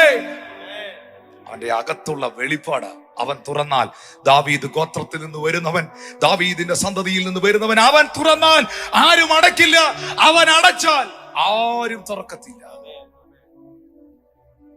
അവന് മാത്രമേ അന്ധന്റെ കണ്ണ് തുറക്കാൻ കഴിയൂ, ചെകിടന്റെ ചെവി കേൾപ്പിക്കാൻ കഴിയൂ. തിമായുടെ മകനായ ബർത്തിമായിയെ പലരും ശാസിച്ചു കേട്ടോ. മിണ്ടരുതെന്ന് പറഞ്ഞു, സ്തോത്രം പറയരുതെന്ന് പറഞ്ഞു, ശബ്ദം ഉണ്ടാക്കരുതെന്ന് പറഞ്ഞു, ബഹളം വെക്കരുതെന്ന് പറഞ്ഞു. എന്നിട്ടും അതിലും ഉച്ചത്തിൽ, അധികം ശബ്ദത്തിൽ അവൻ നിലവിളിച്ചു. ദൈവം അവനെ കൊണ്ടത് ചെയ്യിച്ചതാ. കാര്യം എന്നറിയാമോ? ഇത് യേശു കർത്താവിന്റെ ഏറ്റവും ഒടുവിലത്തെ ജെറിക്കോയിലൂടെയുള്ള യാത്രയാണ്. നിങ്ങൾ അടുത്തടുത്ത അധ്യായങ്ങൾ വായിച്ചു നോക്കി. അടുത്ത അധ്യായത്തിലേക്ക് ഓശാന വരുന്നു, അത് കഴിഞ്ഞ് പെസഹ വരുന്നു, അത് കഴിഞ്ഞ് ക്രൂശീകരണം വരുന്നു. പിന്നെ യേശു കർത്താവ് ജെറിക്കോയിൽ പോയിട്ടില്ല. തിമായുടെ മകനായ ബർത്തിമായിയെ സംബന്ധിച്ചിടത്തോളം അവന് കിട്ടിയ ഒരു ചാൻസ് ആയിരുന്നു അത്. ലാസ്റ്റ് ചാൻസ് എന്നൊക്കെ പറയും. ഇന്ന് ഈ കാലഘട്ടത്തിൽ ജീവിക്കുന്നവർ പ്രത്യേകം ശ്രദ്ധിച്ചോണം. ഒരു അന്ത്യകാലത്താണ് നമ്മൾ നിൽക്കുന്നത്. ഒരു അന്ത്യകാല ഉണർവിന്റെ സമയത്താണ് നമ്മൾ നിൽക്കുന്നത്. സ്തോത്രം. ഈ സമയത്ത് ദൈവം നിങ്ങൾക്ക് തന്ന എല്ലാ അവസരങ്ങളും നിങ്ങൾ ഉപയോഗിച്ചോണം. പ്രാർത്ഥിക്കാൻ, ഉപവസിക്കാൻ, പ്രാപിക്കാൻ, വളരാൻ, പഠിക്കാൻ, ദൈവത്തിൽ നിന്ന് ചിലത് സ്വീകരിക്കാൻ ദൈവം നിങ്ങൾക്ക് തന്ന അവസരങ്ങളെ നിങ്ങൾ ഉപയോഗിക്കണം.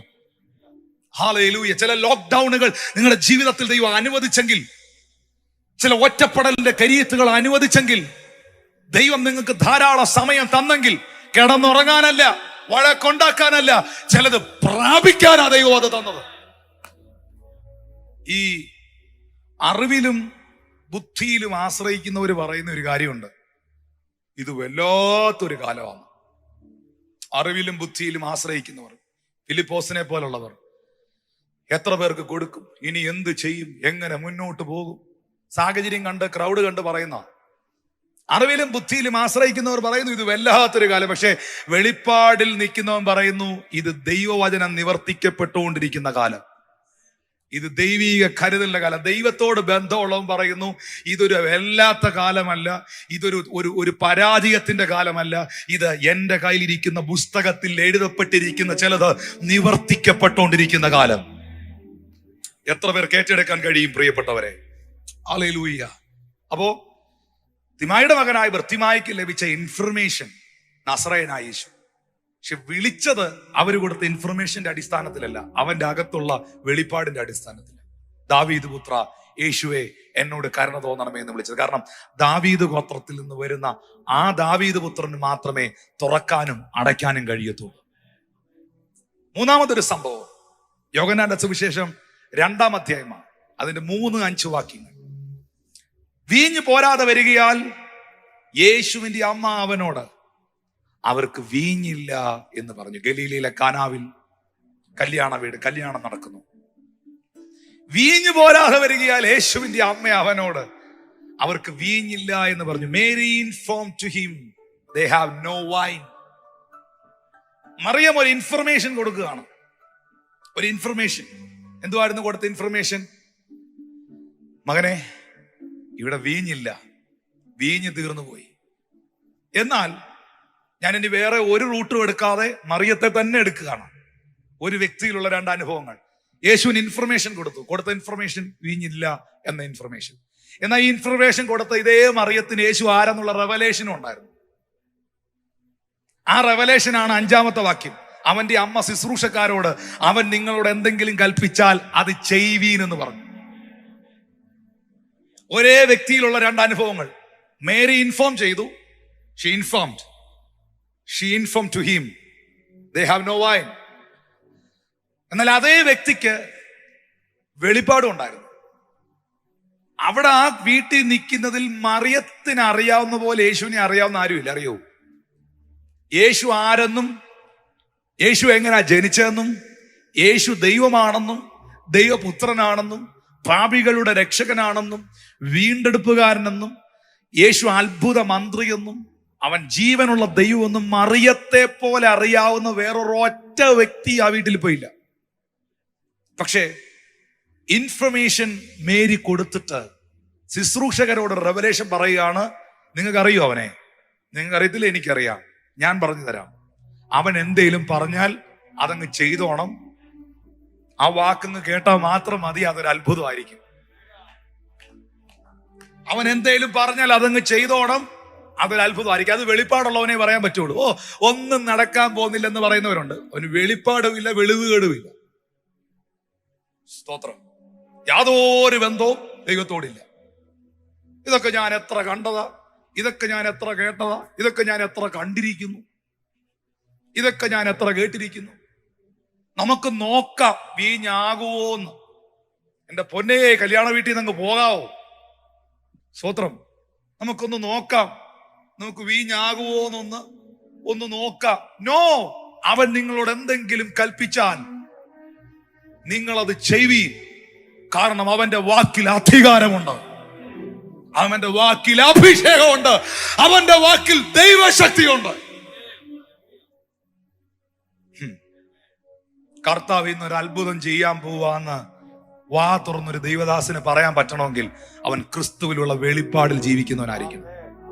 ഇന്നത്തെ ശുശ്രൂഷയിൽ ദൈവം ചില പ്രവർത്തികൾ ചെയ്യുമെന്നും, ഇന്നിവിടെ രോഗി സൗഖ്യമാകുമെന്നും, ഭൂതം വിട്ടുപോകുമെന്നും, യേശു പ്രവർത്തിക്കുമെന്നും എഴുന്നേറ്റ് എന്ന് പ്രസംഗിക്കാൻ പറ്റണമെങ്കിൽ തമ്പുരാൻ ഉയർത്തെഴുന്നേറ്റു. Jesus is alive, is A living God എന്നുള്ള വെളിപ്പാടുള്ളവരെ അത് പറയാൻ പറ്റുള്ളൂ.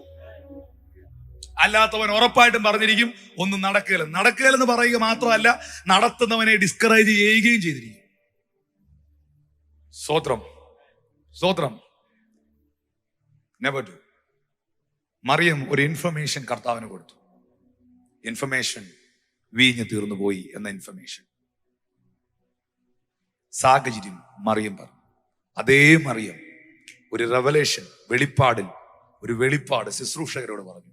അതെ, അവൻ എന്തേലും പറഞ്ഞ അതുപോലെ ചെയ്തേക്കണം കേട്ടോ. ഇതുവരെ യേശു ഒരു അത്ഭുതം ചെയ്തിട്ടില്ല. 2-3 അത്ഭുതമൊക്കെ ചെയ്ത് കഴിഞ്ഞായിരുന്നെങ്കിൽ നമ്മൾ പറഞ്ഞതിനെ എന്തേലും പറഞ്ഞാൽ ചെയ്തേക്കണം കേട്ടോ എന്ന്. കഴിഞ്ഞ ദിവസം ഞാൻ കണ്ടായിരുന്നു പുള്ളി ഒരു അന്ധന്റെ കണ്ണ് തുറക്കുന്നത്, പിന്നെ അവിടെ കടലിന്റെ മേളിൽ കൂടെ നടക്കുന്നത് ഞാൻ കണ്ടായിരുന്നു കേട്ടോ.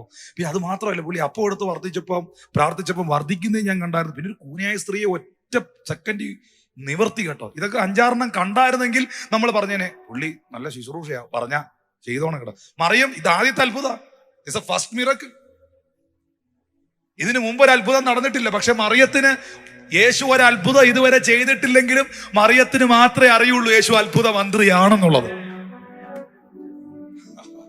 അതാ മറിയം ആ വെളിപ്പാടിൽ പറയുന്നത്. സ്തോത്രം. അവൻ എന്തെങ്കിലും പറഞ്ഞാൽ നിങ്ങൾ അത് ചെയ്യുകയും. ഞാൻ ഈ ഇന്നത്തെ മീറ്റിംഗിന്റെ അതിപ്രധാനപ്പെട്ട ഭാഗത്തിലേക്ക് വരികയാണ്. അതിപ്രധാനപ്പെട്ട ഭാഗം. ഈ ഭാഗം പറഞ്ഞ് ഞാൻ നിങ്ങൾക്ക് വേണ്ടി പ്രാർത്ഥിക്കും, ലൈവിലുള്ളവർക്ക് വേണ്ടിയും പ്രാർത്ഥിക്കും. ഇന്ന് ഈ മെസ്സേജ് കേൾക്കുന്നവരിൽ ചില മാറ്റങ്ങൾ, ട്രാൻസ്ഫോർമേഷൻസ് ഉണ്ടാകട്ടെ എന്ന് ഞാൻ പ്രാർത്ഥിക്കുന്നു. കാരണം മറിയത്തിന് ലഭിച്ച വെളിപ്പാടാണ്. ലിസൺ, ശ്രദ്ധിക്കൂ. മറിയത്തിന് ലഭിച്ച വെളിപ്പാടാണ് വെള്ളത്തിന് ഉണ്ടായ ട്രാൻസ്ഫോർമേഷൻ. അവൻ നിങ്ങളോട് എന്തേലും പറഞ്ഞാൽ നിങ്ങൾ അത് ചെയ്യുവീൻ എന്ന് ശുശ്രൂഷക്കാരോട് പറഞ്ഞു. തിരിച്ചൊന്നും പറയരുത്. കർത്താവ് കിണറ്റിൽ നിന്ന് പച്ചവെള്ളം കോരി ഒഴിച്ച് വെള്ളം കൊണ്ടുപോയി വീഞ്ഞിന് പകരം കുടിക്കാൻ കൊടുക്കുന്നു പറഞ്ഞിട്ടും ഈ ശുശ്രൂഷക്കാര് മറുതലിച്ച് തിരിച്ച് ഒരു തിയോളജിയും പറയാതെ വിശ്വാസത്തിന്റെ ചുവടുകൾ വെച്ചത് ആ ശുശ്രൂഷകൾക്ക് മറിയം കൊടുത്തൊരു ഇൻഫർമേഷനാണ്. ഹല്ലേലൂയ. നല്ലത് പറയൂ സഹോദരങ്ങളെ. മറ്റുള്ളവരെ എൻകറേജ് ചെയ്യൂ, മറ്റുള്ളവരെ ശക്തീകരിക്കൂ. നെഗറ്റീവ് പറഞ്ഞ് വേറൊരുത്തനെ ഇടിച്ച് താക്കാതിരിക്കൂ. മറ്റുള്ളവരുടെ ശുശ്രൂഷകളിൽ അത്ഭുതങ്ങൾ നടക്കുന്നത് കാണാൻ നിങ്ങൾ ആഗ്രഹിക്കൂ. പുതിയൊരു തലമുറ കർത്താവിന് വേണ്ടി എഴുന്നേറ്റ് വരുന്നത് കാണാൻ നിങ്ങൾ കൊതിക്കൂ, പ്രാർത്ഥിക്കൂ. പിശാച് ഏറ്റവും കൂടുതൽ ഇന്നലെ രാത്രിയിൽ ഞാൻ പ്രാർത്ഥിക്കുമ്പോൾ കർത്താവ് എന്നോട് വ്യക്തമായി സംസാരിച്ചൊരു കാര്യമാണ്. ദൈവം വെളിച്ചം ഉണ്ടാകട്ടെ എന്ന് പറഞ്ഞു. വെളിച്ചത്തെയും ഇരുട്ടിനെയും തമ്മിൽ ദൈവം വേർപിരിച്ചു. എന്തിനാണെന്നറിയാമോ? വെളിച്ചം നല്ലത് എന്ന് ദൈവം കണ്ടു, ഇരുട്ട് നല്ലതാന്ന് ദൈവം കണ്ടില്ല. ഇരുട്ടിനെ നോക്കി നല്ലതാന്ന് ദൈവം പറഞ്ഞില്ല കേട്ടോ. പക്ഷെ വെളിച്ചത്തെയും ഇരുട്ടിനെയും ദൈവം സെപ്പറേറ്റ് ചെയ്തു.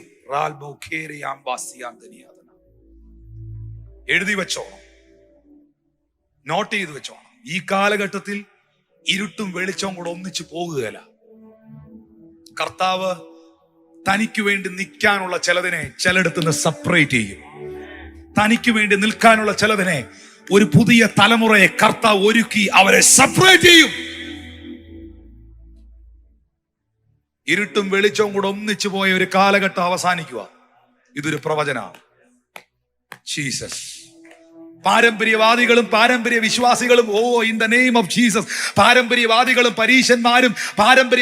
പരീശന്മാരും ദൈവകൃപയില്ലാത്തവരും വിമർശകരും അതിനകത്ത് ദൈവത്തിന് വേണ്ടി എന്തെങ്കിലും ചെയ്യണം, കർത്താവിന് വേണ്ടി പ്രയോജനപ്പെടണം, ദൈവത്തിന് വേണ്ടി നിൽക്കണമെന്ന് ആഗ്രഹിച്ച മുള്ളുകൾക്കിടയിൽ താമര പോലെ ഞെരുങ്ങിയ ചിലതിനെ ദൈവം മുള്ളിനെയും പറക്കാരെയും മാറ്റി വെളിച്ചത്തെ ഇരുട്ടിനെ സെപ്പറേറ്റ് ചെയ്ത് തമ്പുരാന് വേണ്ടി പ്രയോജനപ്പെടുന്ന ചിലതിനെ അതിനകത്തുനിന്ന് പുറത്തെടുക്കും.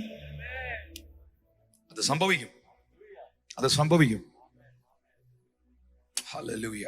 ആ കൂട്ടത്തിൽ നിങ്ങൾ ഉണ്ടാകുമോ എന്ന് മാത്രം പ്രാർത്ഥിച്ചാൽ മതി. പിശാച് എപ്പോഴും, ഡോക്ടർ ബ്ലെസൻ, പാസ്റ്റർ ജിജി, പിശാച് ഏറ്റവും കൂടുതൽ ഭയപ്പെടുന്നത് എന്നാണെന്നറിയാമോ? ഇത് ദൈവം എന്നോട് സംസാരിക്കുമ്പോൾ ഞാൻ അതിനെ ഭയങ്കര ഗൗരവത്തോടെ കണ്ട് എഴുതി വെച്ചു. സാത്താൻ ഏറ്റവും കൂടുതൽ ഭയപ്പെടുന്നത് ദൈവത്തിന് വേണ്ടി എഴുന്നേൽക്കുന്ന ഒരു നെക്സ്റ്റ് ജനറേഷനെയാണ്.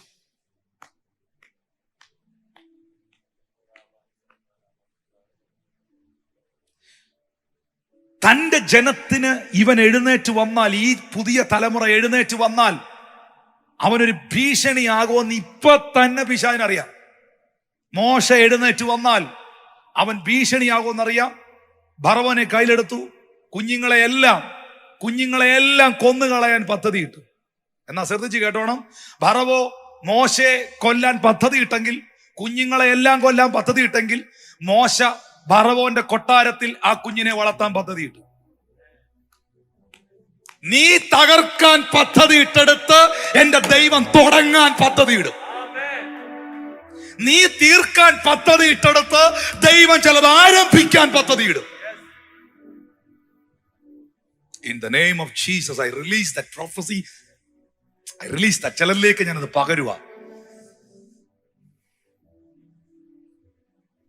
അടുത്ത തലമുറയെ അവൻ ഭയക്കുന്നു. ഒരു പ്രവാചകൻ എഴുന്നേറ്റ് വരുമ്പം, ഒരു ശുശ്രൂഷകൻ എഴുന്നേറ്റ് വരുമ്പം, ഒരു ചെറുപ്പക്കാരൻ എഴുന്നേറ്റ് വരുമ്പം, ഒരു ചെറുപ്പക്കാരി എഴുന്നേറ്റ് വരുമ്പോൾ, ഒരു ദൈവവൈതൽ എഴുന്നേറ്റ് വരുമ്പോൾ, എന്തുകൊണ്ട് അവനെ ആക്ഷേപിച്ചോ പരിഹസിച്ചോ പുച്ഛിച്ചോ ഡിസ്കറേജ് ചെയ്തോ ഇല്ലായ്മ ചെയ്യാൻ പിശാച് ശ്രമിക്കുന്നു? എത്രയോ പേര് വേറെയുണ്ട്. എന്താ അവർക്കിട്ട് പോകാതെ? പിശാച് ഭയക്കുന്നു, സാത്താൻ ഭയക്കുന്നു. നെക്സ്റ്റ് ജനറേഷൻ, അടുത്തൊരു തലമുറയെ സാത്താൻ ഭയക്കുന്നു. കാര്യം എന്നറിയാവോ? മോശ കഴിഞ്ഞപ്പം പിശാച് കരുതി, ഓക്കെ, ഇനി ആരും ദൈവശബ്ദം കേൾക്കത്തില്ലല്ലോ, സ്തോത്രം. അപ്പോഴാ ജോഷുവ എഴുന്നേറ്റ് വരുന്നേ.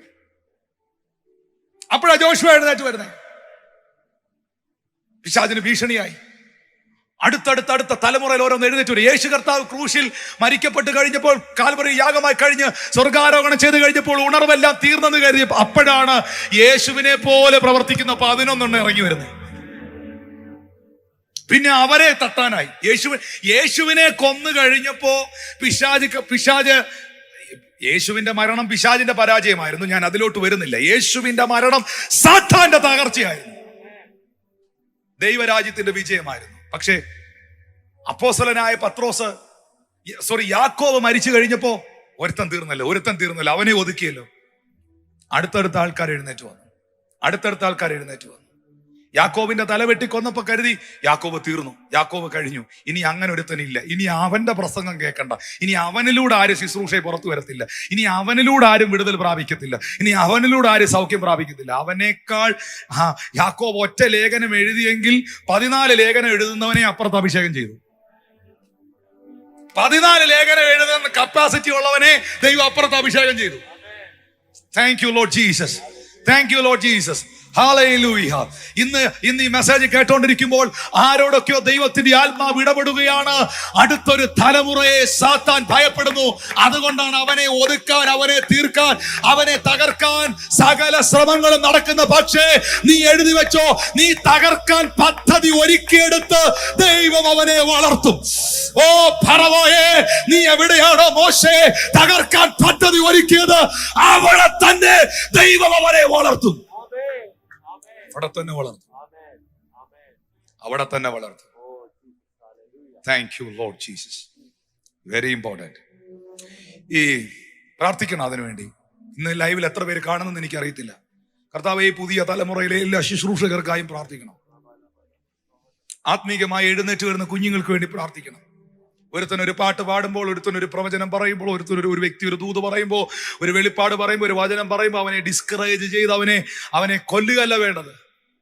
ദർശനം കൊല്ലികളെ അല്ല ദൈവത്തിന് വേണ്ടത്, കൈതാങ്ങുന്നവരെയാ ദൈവത്തിന് വേണ്ടത്. ഞാൻ കഴിഞ്ഞാൽ ഇനി ആരും വേണ്ട, ഞാൻ മാത്രം മതി എന്നല്ല.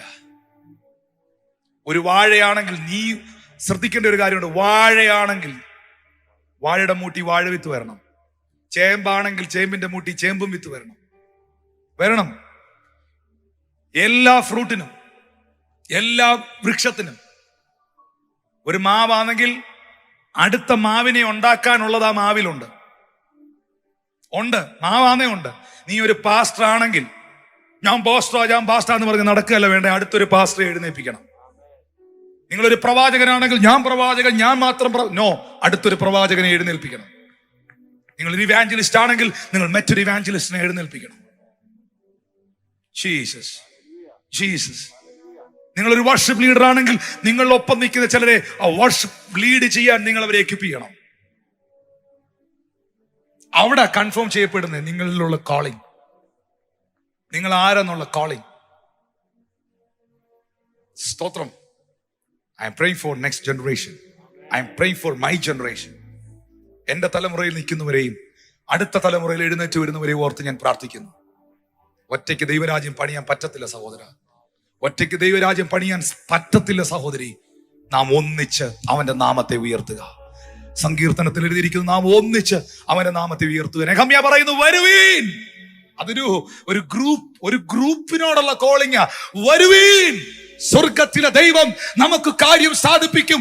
ആകയാൽ അവന്റെ ദാസന്മാരായ ഞങ്ങൾ എഴുന്നേറ്റ് പണിയും. വരുവീൻ. ആ പണിയുടെ ഇടയിൽ കയറുന്ന സൻബല്ലത്തുമാർ, തോബിയാവുമാർ, ആ പണിയെ തകർക്കാൻ ശ്രമിക്കുന്ന പൈശാചിക മണ്ഡലങ്ങൾ നിൽക്കുമ്പോൾ, വിളിക്കപ്പെട്ടവരെ, ചേർക്കപ്പെട്ടവരെ, ഒരുക്കപ്പെട്ടവരെ, ദൈവാത്മാവ് നിങ്ങളോട് പറയുന്ന വിടവുകളെ അടച്ച് ആ വിടവുകളിൽ നിൽക്കുക. ദൈവസഭയെ പണി. ഞാൻ പറഞ്ഞതിൽ ഒരു വളരെ പ്രധാനപ്പെട്ട ഒരു കാര്യത്തിലേക്ക് ഞാൻ വരികയാണ്. ഞാൻ ഇത് കുറച്ച് സമയം എടുത്ത് ശുശ്രൂഷിച്ച് പ്രാർത്ഥിക്കാൻ പോവാ. ഈ നമുക്ക് ലഭിച്ച വെളിപ്പാടിൽ, ഞാൻ പാസ്റ്റേഴ്സിലേക്ക് വരികയാണ്. നമുക്ക് ലഭിച്ച വെളിപ്പാടിൽ യേശു ക്രിസ്തു എന്തിനാണ് ഈ ഭൂമിയിലേക്ക് വന്നത് എന്ന കാര്യത്തെക്കുറിച്ച് നമുക്ക് എല്ലാവർക്കും അറിയാം. നമുക്ക് ഏറ്റവും കൂടുതൽ അറിയാവുന്ന എന്തുവാ? നമുക്ക് ഏറ്റവും കൂടുതൽ അറിയാവുന്നത് യേശു ക്രിസ്തു എന്തിനാണ് ഈ ഭൂമിയിലേക്ക് വന്നത്. ഞാൻ കഴിഞ്ഞ ആഴ്ച അതല്ലേ എടുത്ത കൂടുതൽ ഭാഗവും. പാപികളെ രക്ഷിപ്പാൻ, രോഗികളെ സൗഖ്യമാക്കുവാൻ, നിത്യജീവൻ തരുവാൻ, ശാപത്തെ അനുഗ്രഹമാക്കുവാൻ, നമ്മെ നീതീകരിപ്പാൻ, ഇങ്ങനെ ഒത്തിരി കാര്യങ്ങൾ കഴിഞ്ഞ ആഴ്ചത്തെ ശുശ്രൂഷകളിൽ ഞാൻ പ്രസ്താവിപ്പാനിടയായി. ഞാൻ ദൈവദാസന്മാരോട് ചോദിക്കട്ടെ, നമുക്ക് ഏറ്റവും കൂടുതൽ അറിയാവുന്ന ഒരു കാര്യം യേശു ക്രിസ്തു എന്തിനാണ് ഈ ഭൂമി വന്നത്, എന്നിൽ വന്നതെന്നൊക്കെയാണ്. നിങ്ങൾ അറിയാവുന്ന കാര്യങ്ങളെന്ന് പറഞ്ഞ യേശു ക്രിസ്തു എന്തിനായി ഭൂമി വന്നതെന്ന് ലൈവായിട്ട് തന്നെ ആൾക്കാർ കേൾക്കട്ടെ. പാസ്റ്റർ പറഞ്ഞു, എന്തിനാ കർത്താവ് ഈ ഭൂമി വന്നേ? പാപികളെ രക്ഷിക്കുവാൻ, പിശാചിന്റെ പ്രവൃത്തികളെ അഴിക്കുവാൻ, പിതാവാം ദൈവത്തിന്റെ ഇഷ്ടം ഈ ഭൂമിയിൽ നിവൃത്തീകരിക്കുവാൻ. ഓക്കെ, ക്രിസ്റ്റി പാസ്റ്ററിന് എന്നാ പറയാനുള്ളത്? കർത്താവ് എന്തിനൊക്കെ ഭൂമി വന്നേ? കർത്താവ് ഈ ഭൂമിയിൽ വന്നത് നമ്മുടെ പാപങ്ങളിൽ നിന്നും പുറത്തു കൊണ്ടുവരാൻ, നമുക്കൊരു നിത്യത ഒരുക്കാൻ വേണ്ടിയിട്ട്, അതുപോലെ തന്നെ നമ്മുടെ ശാപങ്ങളിൽ നിന്നും നമ്മളെ പുറത്തു കൊണ്ടുവരാൻ, നടപ്പിൽ നിന്ന് നമ്മളെ പുറത്തു കൊണ്ടുവരാൻ. വിനോദ് ഭാഷ എന്നാ പറയാനുള്ളത്? പിതാവിന്റെ ഇഷ്ടം ചെയ്യാൻ വേണ്ടിയിട്ട്, പിതാവിന്റെ കഴിഞ്ഞ ആഴ്ച നമ്മൾ പറഞ്ഞ പോലെ യേശു ഈ ഭൂമി വന്നത് പിതാവിന്റെ ഹിതം ഈ ഭൂമി വെളിപ്പെടുത്താനാ, പിതാവിന്റെ ഇഷ്ടം. അത് ഞാൻ എടുത്തു പറഞ്ഞു. അവൻ അന്ധന്മാർക്ക് കാഴ്ച കൊടുത്തു, ചികടന്മാർക്ക് കേൾവി കൊടുത്തു, ഊമരെ സംസാരിപ്പിച്ചു. നമുക്കറിയാം യേശു ക്രിസ്തു ഈ ഭൂമിയിൽ നടപ്പിലാക്കിയത് പിതാവിന്റെ ഇഷ്ടമാണ്. പിതാവിന്റെ ഹിതമാണെങ്കിൽ അന്ധന്റെ കണ്ണ് തുറക്കുന്നത് ദൈവത്തിന്റെ ഹിതമാണ്, ചെകടന്റെ ചെവി കേൾക്കേണ്ടത് ദൈവത്തിന്റെ ഹിതമാ, ഊമൻ സംസാരിക്കേണ്ടത് ദൈവത്തിന്റെ ഹിതമാ, മരിച്ചവർ ഉയർക്കേണ്ട ദൈവത്തിന്റെ ഹിതമാ, അത്ഭുതങ്ങൾ സംഭവിക്കേണ്ട ദൈവത്തിന്റെ ഹിതമാ. Hallelujah, hallelujah. പക്ഷെ ഒരു ചോദ്യം ഞാൻ തിരിച്ചു ചോദിക്കുകയാണ്, യേശു എന്തിനല്ല ഈ ഭൂമിയിൽ വന്നത്? അതാണ് പല വിശ്വാസികൾക്കും വിശുദ്ധന്മാർക്കും പലർക്കും അറിയാവുന്നവരുണ്ട്, സ്തോത്രം, പലർക്കും അറിഞ്ഞുകൂടാത്ത ഒരു പ്രധാനപ്പെട്ട കാര്യമാണ് യേശു ക്രിസ്തു എന്തിനല്ല ഈ ഭൂമിയിൽ വന്നത്. കേൾക്കാൻ താല്പര്യം ഉണ്ടെങ്കിൽ പറയാം, കേട്ടാൽ മാത്രം പോരാ, വെളിപ്പാടാക്കിക്കോണം, അകത്ത് കേട്ടണം. എന്തിനല്ല കർത്താവ് ഈ ഭൂമി വന്നത്? സ്തോത്രം. വായിച്ചോ, യോഹന്നാൻ 5:45. ഞാൻ പിതാവിന്റെ മുൻപിൽ നിങ്ങളെ കുറ്റം ചുമത്തുമെന്ന് നിങ്ങൾക്ക് തോന്നരുത്. നിങ്ങളെ കുറ്റം ചുമത്തുന്നവനുണ്ട്. നിങ്ങൾ പ്രത്യാശ വെച്ചിരിക്കുന്ന മോശ തന്നെ. എനിക്ക് ആ വചനങ്ങൾ നൽകിയാൽ നന്നായിരിക്കും. യോഹന്നാൻ 5:45 പറയുന്നു, പിതാവിന്റെ മുമ്പിൽ നിങ്ങളെ കുറ്റം ചുമത്തും എന്ന് തോന്നരുത്. ഞാൻ വന്നത് നിങ്ങളെ കുറ്റം ചുമത്താനല്ല. ഒന്ന് എഴുതി വെച്ചോ, ലൈവിൽ എന്നെ കാണുന്നവരൊന്ന് എഴുതി വെച്ചോ, ഒരു പേനയും പേപ്പറും എടുത്തോ, അല്ലെ ലൈവ് ചാറ്റിൽ എഴുതി വെച്ചോ, പുസ്തകത്തിൽ എഴുതി വെച്ചോ, അല്ലെ ഹൃദയത്തിൽ എഴുതി വെച്ചോ. യേശു എന്തിനാ വന്നേന്നുള്ളതാ പ്രസംഗം മുഴുവൻ. എന്തിനല്ല വന്നേന്നൊന്ന് 5 മിനിറ്റ് കൊണ്ട് പറയാം. എന്തിനല്ല വന്നത്? ഒന്ന്, ഞാൻ വന്നത് നിങ്ങളെ കുറ്റം ചുമത്താനുമല്ല, കുറ്റപത്രം സമർപ്പിക്കാനുമല്ല. സ്തോത്രം. കുറ്റം ചുമത്തുന്നവനുണ്ട്, നിങ്ങൾക്കെതിരെ കുറ്റപത്രം വെച്ചിരിക്കുന്നവൻ. അത് മതമാണ്. മോശയെന്ന് അവിടെ ഉദ്ദേശിക്കുന്നത് ഒരു വ്യക്തിയല്ല. സ്തോത്രം. അതൊരു പ്രമാണമാണ്, അതൊരു മതമാണ്. ആ മതമാണ് അല്ലെങ്കിൽ ആ പ്രമാണമാണ് നിങ്ങളെ കുറ്റം ചുമത്തുന്നത്, നിങ്ങളെ കുറ്റക്കാരാക്കുന്നത്. പക്ഷെ ഞാൻ വന്നത്, യേശു വന്നത് നിങ്ങളെ കുറ്റം ചുമത്താനുമല്ല, കുറ്റപത്രം സമർപ്പിക്കാനുമല്ല. ഇന്ന് ഈ സന്ദേശം കേൾക്കുന്ന എൻ്റെ പ്രിയ സഹോദരി സഹോദരന്മാരോട് ഞാൻ പറയട്ടെ, ലോകം മുഴുവൻ നിന്നെ കുറ്റം പറയുമ്പോഴും, നിന്നെ വിമർശിക്കുമ്പോഴും, നിനക്കെതിരെ കുറ്റപത്രം ചുമത്തുമ്പോഴും, നിന്നെ കുറ്റം പറയാത്ത, നീതീകരിക്കുന്ന, നിങ്ങളെ മനസ്സിലാക്കുന്ന ഒരു ദൈവം യേശു ക്രിസ്തു നിങ്ങൾക്ക് വേണ്ടി ജീവിക്കുന്നു. അവൻ കുറ്റം കണ്ടുപിടിക്കാൻ നടക്കുന്നവനല്ല. കർത്താവ് ഈ ഭൂമിയിൽ വന്നത് CBI ആയിട്ടല്ല. യേശു ക്രിസ്തു ഈ ഭൂമിയിൽ വന്നത് CID ആയിട്ടുമല്ല. യേശു ക്രിസ്തു ഈ ഭൂമിയിൽ വന്നത് പിതാവിന്റെ സ്നേഹത്തെ വെളിപ്പെടുത്തുന്ന പുത്രനായിട്ടാണ്. Hallelujah, hallelujah, hallelujah. Yeshu Kristu എന്റെ ഭാഷയിൽ പറഞ്ഞാൽ അനേക രോഗികളെ സൗഖ്യമാക്കുന്ന എല്ലാ ഡിപ്പാർട്ട്മെന്റും ഉണ്ടായിരുന്നു യേശുവിന്റെ ഹോസ്പിറ്റലിൽ. എന്റെ ചിന്ത പറയുക, ഒരു ആശയം പറയുക, ഹോസ്പിറ്റലിൽ ഉണ്ടെന്നല്ല, ഒരു ആശയം പറയുക. യേശു ആകുന്ന ശുശ്രൂഷയുടെ ഹോസ്പിറ്റലിൽ എല്ലാ ഡിപ്പാർട്ട്മെന്റും ഉണ്ടായിരുന്നു. കാർഡിയോളജി ഉണ്ടായിരുന്നു, ENT ഉണ്ടായിരുന്നു. സ്തോത്രം. എല്ലാ ഡിപ്പാർട്ട്മെന്റും, അന്ധന് കാഴ്ച, ചെകിടന് കേൾവി, ഊമർക്ക് സംസാരിക്കാനുള്ള സ്വാധീനം, ഈ പ്ലാസ്റ്റിക് സർജറി വരെ ഉണ്ടായിരുന്നു. അറുത്തുപോയ ചെവി, വെട്ടിയിട്ട ചെവി വരെ ഒട്ടിച്ച് വിടുന്ന ഡിപ്പാർട്ട്മെന്റ് വരെ, എല്ലാ ഡിപ്പാർട്ട്മെന്റും ആ ഹോസ്പിറ്റലിൽ, ക്ലിനിക്കിൽ ഉണ്ടായിരുന്നെങ്കിലും ഒരു ഡിപ്പാർട്ട്മെന്റ് മാത്രം ഹോസ്പിറ്റലിൽ ഇല്ലായിരുന്നു. അവിടെ പോസ്റ്റ്മോർട്ടം ചെയ്യുന്ന ഡിപ്പാർട്ട്മെന്റ് ഇല്ലായിരുന്നു. പോസ്റ്റ്മോർട്ടം ചെയ്യുന്ന റൂമില്ല. സ്തോത്രം. പഴയത് എടുത്തുകൊണ്ട് വന്ന് അറുത്ത് മുറിച്ച് അവനെ നശിപ്പിക്കുന്ന ഡിപ്പാർട്ട്മെന്റ് ഇല്ല. പക്ഷെ ആ ഡിപ്പാർട്ട്മെന്റ് ഉള്ളത് കേരളത്തിൽ ഒരുപാട് സ്ഥലത്തുണ്ട്. അത് ഇപ്പൊ ഈ മെസ്സേജ് ഞാൻ പറയുന്നില്ല. അവിടെ അതേ ഉള്ളൂ, വേറെ ഡിപ്പാർട്ട്മെന്റുകളൊന്നുമില്ല. പോസ്റ്റ്മോർട്ടം മാത്രമേ ഉള്ളൂ, വേറെ ഒന്നും നടക്കുന്നില്ല. സ്തോത്രം. Praise the Lord. ഹീലിംഗും ഇല്ല, ഡെലിവറൻസും ഇല്ല. ഹീലിംഗ് ഇല്ല, മിറക്കിൾസ് ഇല്ല, ഡെലിവറൻസ് ഇല്ല, ഫിസിക്കൽ ഡെലിവറൻസ് ഇല്ല. പിന്നെ ഡെയിലി ഒരു 10-40 പേരെ ഇരുത്തി പോസ്റ്റ്മോർട്ടം ചെയ്യുന്നുണ്ട് എല്ലാ ദിവസവും. സ്തോത്രം. നോ, കർത്താവ് അതല്ല.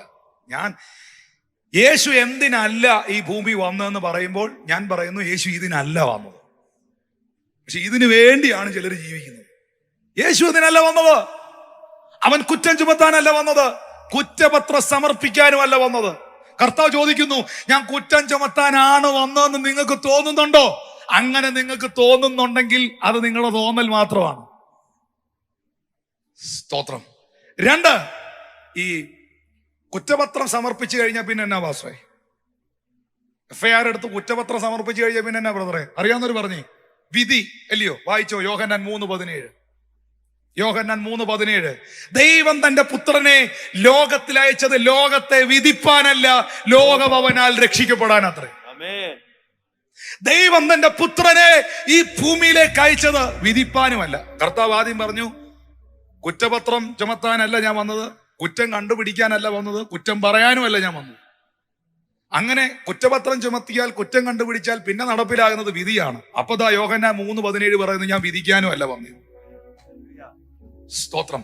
ദൈവം തന്റെ പുത്രനെ ലോകത്തിൽ അയച്ചത് വിധിപ്പാനല്ല, ലോകം അവനാൽ രക്ഷിക്കപ്പെടാനത്രേ. യേശു ഈ ഭൂമിയിൽ വന്നത് നിങ്ങളെ ശിക്ഷിക്കാനല്ല, കർത്താവ് ഈ ഭൂമിയിൽ വന്നത് നിങ്ങളെ രക്ഷിക്കാനാ. ഇന്ന് പകൽ ഞാൻ പ്രസംഗിക്കുന്നത് രക്ഷിക്കുന്ന യേശുവിനെയാ, രക്ഷകനായ യേശുവിനെയാ, വീണ്ടെടുക്കുന്ന കർത്താവിനെയാ, വിടുവിക്കുന്ന കർത്താവിനെയാ, നിന്റെ ബന്ധനങ്ങളെ അഴിക്കുന്ന കർത്താവിനെയാ.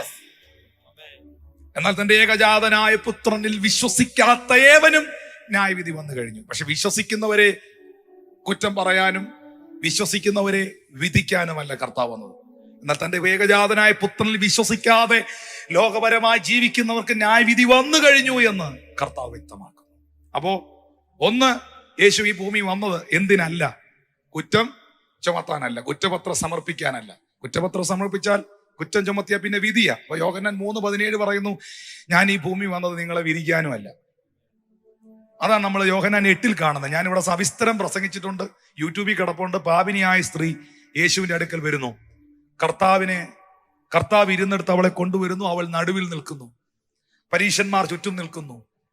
മോശയെ ന്യായപ്രമാണം ഇവളെ കല്ലെറിഞ്ഞു കൊല്ലണമെന്ന് പറയുന്നു. നീ എന്തു പറയുന്നു എന്ന് ചോദിക്കുന്നു.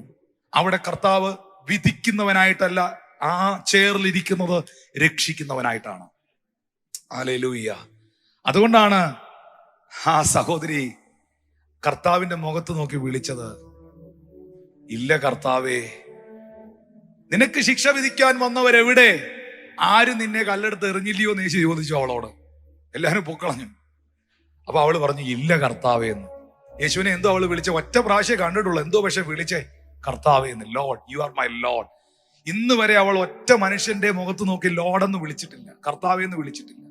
പക്ഷെ യേശുവിനെ മനസ്സിലാക്കിയവൾ, അവൻ രക്ഷകനാണെന്നും അവൻ വിമോചകനാണെന്നും മനസ്സിലാക്കിയവൾ യേശുവിനെ വിളിച്ചു കർത്താവേ എന്ന്. ഇന്ന് പകൽ യേശു നിന്റെ കർത്താവായി തീരുന്നത് ഏതെങ്കിലും ഒരു മതത്തിലോ സഭയിലോ ചേർന്നതുകൊണ്ടല്ല, നിന്റെ പാപത്തെ വിമോചിപ്പിച്ച് നിന്നെ രക്ഷിച്ച് വീണ്ടെടുത്ത് നിനക്ക് നിത്യജീവൻ നൽകിയത് കൊണ്ടാണ്. Is A God. അവൻ ദൈവമായതുകൊണ്ട്. ഇനി ഈ കുറ്റപത്രം സമർപ്പിച്ചു കഴിഞ്ഞ് വിധി വന്നു കഴിഞ്ഞാൽ പിന്നെന്തോ ചെയ്യുന്നേ? ശിക്ഷ നടപ്പാക്കുമല്ലയോ? വായിച്ചോ ലൂക്കോസ് 9:56. ലൂക്കോസ് 9:56. മനുഷ്യപുത്രൻ മനുഷ്യരുടെ പ്രാണനെ നശിപ്പിപ്പാനല്ല, രക്ഷിപ്പാൻ അത്രേ വന്നത്. സ്തോത്രം. ഇത് കർത്താവ് പറയാനൊരു റീസൺ ഉണ്ട്. ഇജിപ്പാസ് ഒന്ന് വായിക്കാക്കി സന്തോഷമായിരിക്കും. 52 മുതൽ 55 വരെയുള്ള വാക്യങ്ങൾ വായിക്കണം. 9. അവർ പോയി അവനായി വട്ടം കൂടേണ്ടതിന് ശമര്യയുടെ ഒരു ഗ്രാമത്തിൽ ചെന്നു.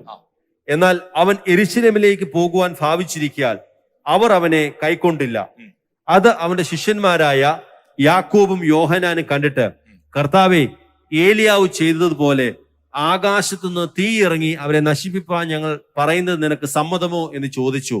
അവൻ തിരിഞ്ഞ് അവരെ ശ്വാസിച്ചു, നിങ്ങൾ ഏത് ആത്മാവിന് അധീനരെന്ന് നിങ്ങൾ അറിയുന്നില്ല. 54-ാമത്തെ വാക്യം ഒന്നൊന്ന് ശ്രദ്ധിച്ചോണേ. 54. അത് കേട്ടിട്ട് ശിഷ്യന്മാരായ യാക്കോബ് യോഹന്നാനും കണ്ടിട്ട്, കർത്താവേ, ഏലിയാവ് ചെയ്തതുപോലെ ആകാശത്തുനിന്ന് തീ ഇറങ്ങി ഇവരെ നശിപ്പിക്കാൻ ഞങ്ങൾ പറയുന്നത് നിനക്ക് സമ്മതമോ? പറയേണ്ടടുത്ത് പലതും പറഞ്ഞില്ല. ഏതാ? കാറ്റും കടലും ഇളകി വന്ന സമയത്ത് ശാസിക്കണ്ടായിരുന്നു. അപ്പോ പേടിച്ച് അവിടെ കിടന്ന് നിലവിളിച്ചു. ഈ ആവശ്യമില്ലാത്ത കാര്യം പറയാൻ ഭയങ്കര ആവേശമാണ്. പറയേണ്ടടുത്ത് പലതും പറയത്തുമില്ല. അങ്ങനെ ആകരുത് പ്രിയപ്പെട്ടവരെ. യേശു കർത്താവ് അവിടെ കൂടെ കടന്നു പോകുമ്പോൾ ഈ ശമര്യരെന്ന് പറയുന്നത് അന്ന് ആ സമയത്ത് ഇവരുമായിട്ട് സമ്പർക്കമില്ല. യഹൂദന്മാര് തമ്മിൽ വഴക്കാം. അപ്പൊ ഇഷ്ടമല്ലാത്ത ആളുകളെ കണ്ടപ്പോൾ, ഇഷ്ടമല്ലാത്ത സ്ഥലത്തൂടെ പൊയ്ക്കൊണ്ടിരുന്നപ്പം പ്രാർത്ഥിക്കുന്നവൻ, വിളിക്കപ്പെട്ടവൻ ദൈവപുത്രനോട് പറയുകയാണ്, നമുക്കേ പ്രാർത്ഥിച്ച് ഇവനെ അങ്ങ് ഒതുക്കാം. അങ്ങനെയൊക്കെ പറയുന്നവരുണ്ട്. പ്രാർത്ഥിച്ച് ഒതുക്കാൻ നടക്കുന്നവര്. എന്റെ പൊന്നച്ച ആ സമയത്ത് പോയിരുന്ന് തന്നെ താൻ പ്രാർത്ഥിച്ച് നമുക്ക് ഇവനെ ഒതുക്കണം, പ്രാർത്ഥിച്ച് നമുക്ക് ഇത് അവസാനിപ്പിക്കണം, പ്രാർത്ഥിച്ച് നമുക്ക് അവരെ ഇല്ലാതാക്കണം. ആരോടാ പ്രാർത്ഥിക്കുന്നത്? അല്ല, എനിക്ക് അറിയാൻ മേലാത്തോണ്ട് ആരാ ഈ പ്രാർത്ഥന കേൾക്കേണ്ടത്? യേശുവാണോ? സകലതും യേശുവിന്റെ നാമത്തിൽ തന്നെ ആമീൻ, കർത്താവേ അവനെ നശിപ്പിക്കണേ ആമീൻ. ആരാ ഇത് കേൾക്കേണ്ടത്? കേൾക്കേണ്ടത് കർത്താവാണോ? ആണെങ്കിൽ അടുത്ത വാക്യം കേട്ടോ, 55-ാമത്തെ വാക്യം നിങ്ങൾക്കുള്ള ഉത്തരവാ. കർത്താവ് പറയുന്നു, യേശു തിരിഞ്ഞ് അവരെ ശാസിച്ചു. Praise God. കാരണം കർത്താവിന് മനസ്സിലായി അത് നല്ല ആത്മാവല്ലെന്ന്. ഇപ്പൊ ഞാൻ പറയുമ്പോൾ നിങ്ങൾക്ക് മനസ്സിലാവുന്നുണ്ടല്ലോ, അതിനായിട്ട് സ്തോത്രം. അത് നല്ല ആത്മാവല്ല. വേറൊരുത്തിനെതിരെ പ്രാർത്ഥിക്കുക, അവൻ തകരാൻ പ്രാർത്ഥിക്കുക, ഇല്ലാതാകാൻ പ്രാർത്ഥിക്കുക, മുടിയാൻ പ്രാർത്ഥിക്കുക. കർത്താവേ അവനൊരു നന്മയുണ്ടാകാതെ. അപ്പം അവർ തന്നെത്താൻ 55-ാമത്തെ വാക്യം പ്രിന്റ് ഔട്ട് അടിച്ച് PDF ഫയലിൽ പ്രിന്റ് ഔട്ട് അടിച്ച് ബെഡ്റൂമിൽ ഒട്ടിച്ച് വെച്ചേക്കണം. എൻ്റെ ആത്മാവ് ശരിയല്ലെന്ന് അവർക്ക് ഇടയ്ക്കിടയ്ക്ക് ഒന്ന് കാണാൻ വേണ്ടിയിട്ട്. ഇടയ്ക്കിടയ്ക്കൊക്കെ അവർക്ക് അതൊന്ന് കാണുന്നത് വളരെ നല്ല. അവരവനെ തിരിഞ്ഞ് ശാസിച്ചു. നിങ്ങൾ ഏത് ആത്മാവിന് അധീനർ? നിങ്ങളെ ആരാ നയിക്കുന്നതെന്നാ കർത്താവ് ചോദിച്ചു. നിങ്ങളെ ഏത് സ്പിരിറ്റാ നയിക്കുന്നത്? ഒരുത്തൻ തകരാൻ, അവനെ തകർക്കാൻ, അവന് നന്മയുണ്ടാകാതിരിക്കാൻ, അവനെ പ്രതിസന്ധിയിലാക്കാൻ ശ്രമിക്കുന്ന ആത്മാവ് ഏത് ആത്മാവാ? ഒരാൾ ശുശ്രൂഷയിൽ ഉയർന്നു വന്നാൽ അവന് വിരോധമായി അവനെതിരെ നിൽക്കാൻ ആരോ ആകട്ടെ, പ്രിയപ്പെട്ടവരെ, ആരോ ആകട്ടെ. സ്തോത്രം. യേശു അവരെ ശാസിച്ചു. എന്നിട്ട് 56-ാമത്തെ വാക്യത്തിൽ എഴുതിയിരിക്കുകയാണ്, യേശു പറയുന്നത്, ഞാൻ വന്നതേ, ഇങ്ങോട്ട് നോക്കിയേ, അമ്മാമേ, സഹോദര, ബ്രദറെ, സിസ്റ്ററെ, പാസ്റ്ററെ, എന്നെ നോക്കി. യേശു പറയാം, ഞാൻ വന്നതേ നിങ്ങളുടെ ഈ പ്രാർത്ഥന കേട്ടും മറ്റവനെ നശിപ്പിക്കുന്നു പറയുന്ന പ്രഖ്യാപനം കേട്ടും അത് നടത്താനല്ല ഞാൻ വന്നേ. മനുഷ്യപുത്രൻ വന്നത് മനുഷ്യന്റെ പ്രാണനെ നശിപ്പിക്കാനല്ല, രക്ഷിക്കാനത്രേ. രക്ഷിക്കാനത്രേ. ഇന്ന് പകൽ ആ കർത്താവിനോടാണ് നിങ്ങൾ പ്രാർത്ഥിക്കുന്നതെങ്കിൽ ഇങ്ങനെയുള്ള പ്രാർത്ഥനകൾ, അയലോക്കക്കാരനെതിരെ പ്രാർത്ഥിക്കുക, നിങ്ങൾക്കെതിരെ ആരെങ്കിലും എന്തെങ്കിലും ചെയ്താൽ അവനെതിരെ പ്രാർത്ഥിക്കുക, അവനെ തകർക്കാൻ പ്രാർത്ഥിക്കുക. Never to. ചെയ്യുകയേ ചെയ്യല്ലേ. അവൻ അറിയാവുന്ന കാര്യം അവൻ ചെയ്യുന്നു, നിനക്കറിയാവുന്ന കാര്യം നീ ചെയ്യുന്നു. അങ്ങനെ കണ്ടാൽ മതി. ചെയ്യുകയേ ചെയ്യല്ലേ. Praise God. നിന്റെ മേലുള്ള അഭിഷേകം നിന്നെ എത്തിക്കേണ്ടടുത്ത് എത്തിക്കും, അവന്റെ മേലുള്ള ഭൂതം അവനെ എത്തിക്കേണ്ടടുത്ത് എത്തിക്കും. ഇത് രണ്ട് വഴിക്ക് പൊക്കോളും. സ്തോത്രം. ഹല്ലേലൂയ. കാരണം മനുഷ്യപുത്രൻ ഈ ഭൂമിയിൽ വന്നത് മനുഷ്യന്റെ പ്രാണനെ നശിപ്പിക്കാനല്ല, രക്ഷിക്കാനത്രേ. ഇപ്പൊ യേശു എന്തിനല്ല വന്നത്? 1, കുറ്റം ചുമത്താനല്ല വന്നത്. 2, വിധിപ്പാനല്ല വന്നത്. 3, വിധി നടപ്പാക്കാനും ശിക്ഷിക്കാനും പ്രാണനെ നശിപ്പിക്കാനും അല്ല വന്നത്. അങ്ങനെയാണെങ്കിൽ ആ വെളിപ്പാടിൽ ജീവിക്കണം പ്രിയപ്പെട്ടവരെ. എനിക്കെതിരെ ആരോ എന്തൊക്കെയോ ചെയ്തിട്ടുണ്ട്, എന്നെ ആരൊക്കെയോ തകർക്കാൻ പ്ലാൻ ചെയ്യുന്നുണ്ട്. അതിനെയൊക്കെ കർത്താവ് കൈകാര്യം ചെയ്തോളും. നിങ്ങൾ അതിനെ ഭയക്കരുത്. നിങ്ങൾ ആ വെളിപ്പാടിൽ നിൽക്കണം. പക്ഷെ ഞാൻ പറഞ്ഞല്ലോ, ആ ദൈവികമായ റെവലേഷനിൽ ക്രിസ്തുവിൽ നിങ്ങൾ ആര് എന്നുള്ള വെളിപ്പാടിൽ നിങ്ങൾ ജീവിച്ചാൽ നിങ്ങളുടെ ജീവിതയാത്ര അനുഗ്രഹമാകും. രൂപാന്തരങ്ങൾ സംഭവിക്കും. ആ കൈകളൊന്ന് ഉയർത്തിപ്പിടിച്ചേ. കർത്താവിനോടൊന്ന് പറഞ്ഞേ, എന്നെ കുറ്റം ചുമത്താത്ത കർത്താവ് പറഞ്ഞല്ലോ, ഞാൻ വിധിപ്പാനല്ല വന്നതെന്ന്, ജഡ്ജ് ചെയ്യാനല്ല വന്നത്. കാരണം ജഡ്ജി ആരാ? ജഡ്ജിയായി പറയുന്നേ. പിതാവ് ന്യായവിധി നടത്താതെ ന്യായവിധിയല്ല ആരെ ഏൽപ്പിച്ചിരിക്കുന്നേ? പുത്രനെ ഏൽപ്പിച്ചിരിക്കുന്നേ. പുത്രനാ വിധിക്കണ്ടേ. പക്ഷെ മലയാളിയെ ഇവിടെ കുറ്റം പറയുന്നതും വിധിക്കുന്നതും വിധി നടപ്പാക്കുന്നതും ഒരിക്കലുമല്ല. ഇതെല്ലാം ദൈവമാ ചെയ്യേണ്ടേ. ഞാൻ എന്തോ ചെയ്യേണ്ടേ? യേശുവിൽ വിശ്വസിക്കുക, അവനിൽ ആശ്രയിക്കുക, ദൈവപുത്രനായ ക്രിസ്തുവിലുള്ള വെളിപ്പാടിൽ ജീവിക്കുക. പൗലോസ് പറഞ്ഞതുപോലെ പരിജ്ഞാനത്തെ കവിയുന്ന ക്രിസ്തുവിന്റെ സ്നേഹത്തെ അറിയാൻ പ്രാപ്തനായിക്കൊണ്ട് ദൈവത്തിന്റെ എല്ലാ നിറവോളവും നിറഞ്ഞു വരിക. വാ കൊണ്ട് പറഞ്ഞേ, ഒരു നിറവെന്നിൽ ഉണ്ടാകട്ടെ എന്ന്. ശബ്ദം ഉയർത്തി പറഞ്ഞു, ഒരു നിറവ്. ഓ താങ്ക് യു ജീസസ്. ഈ സമയത്ത് ഒരു വലിയ നിറവിന്റെ അഭിഷേകം പരിശുദ്ധാത്മാവിൽ അയക്കട്ടെ. ഒരു നിറവിന്റെ അഭിഷേകം, വെളിപ്പാടിന്റെ അനോയിന്റിങ്. സൃഷ്ടി ദൈവപുത്രന്മാരുടെ വെളിപ്പാടിനെ ആകാംക്ഷയോടെ കാത്തിരിക്കുന്നു. ദൈവപുത്രന്മാരുടെ വെളിപ്പാടിനെ ആകാംക്ഷയോടെ കാത്തിരിക്കുന്നു. Thank you Jesus, thank you Jesus. Hallelujah. വെളിപ്പാടുള്ള പത്രോസിനെ വളരെ ഡിഫറന്റ് ആക്കി ദൈവം നിർത്തിയതുപോലെ, വെളിപ്പാടുള്ള പത്രോസിനെ ദൈവം ഒന്നാമനാക്കി മാറ്റിയതുപോലെ, ഇന്ന് ഈ മെസ്സേജ് കേട്ടോണ്ടിരിക്കുമ്പോൾ നിങ്ങൾ ദൈവത്തോടൊന്ന് പ്രാർത്ഥിച്ചേ.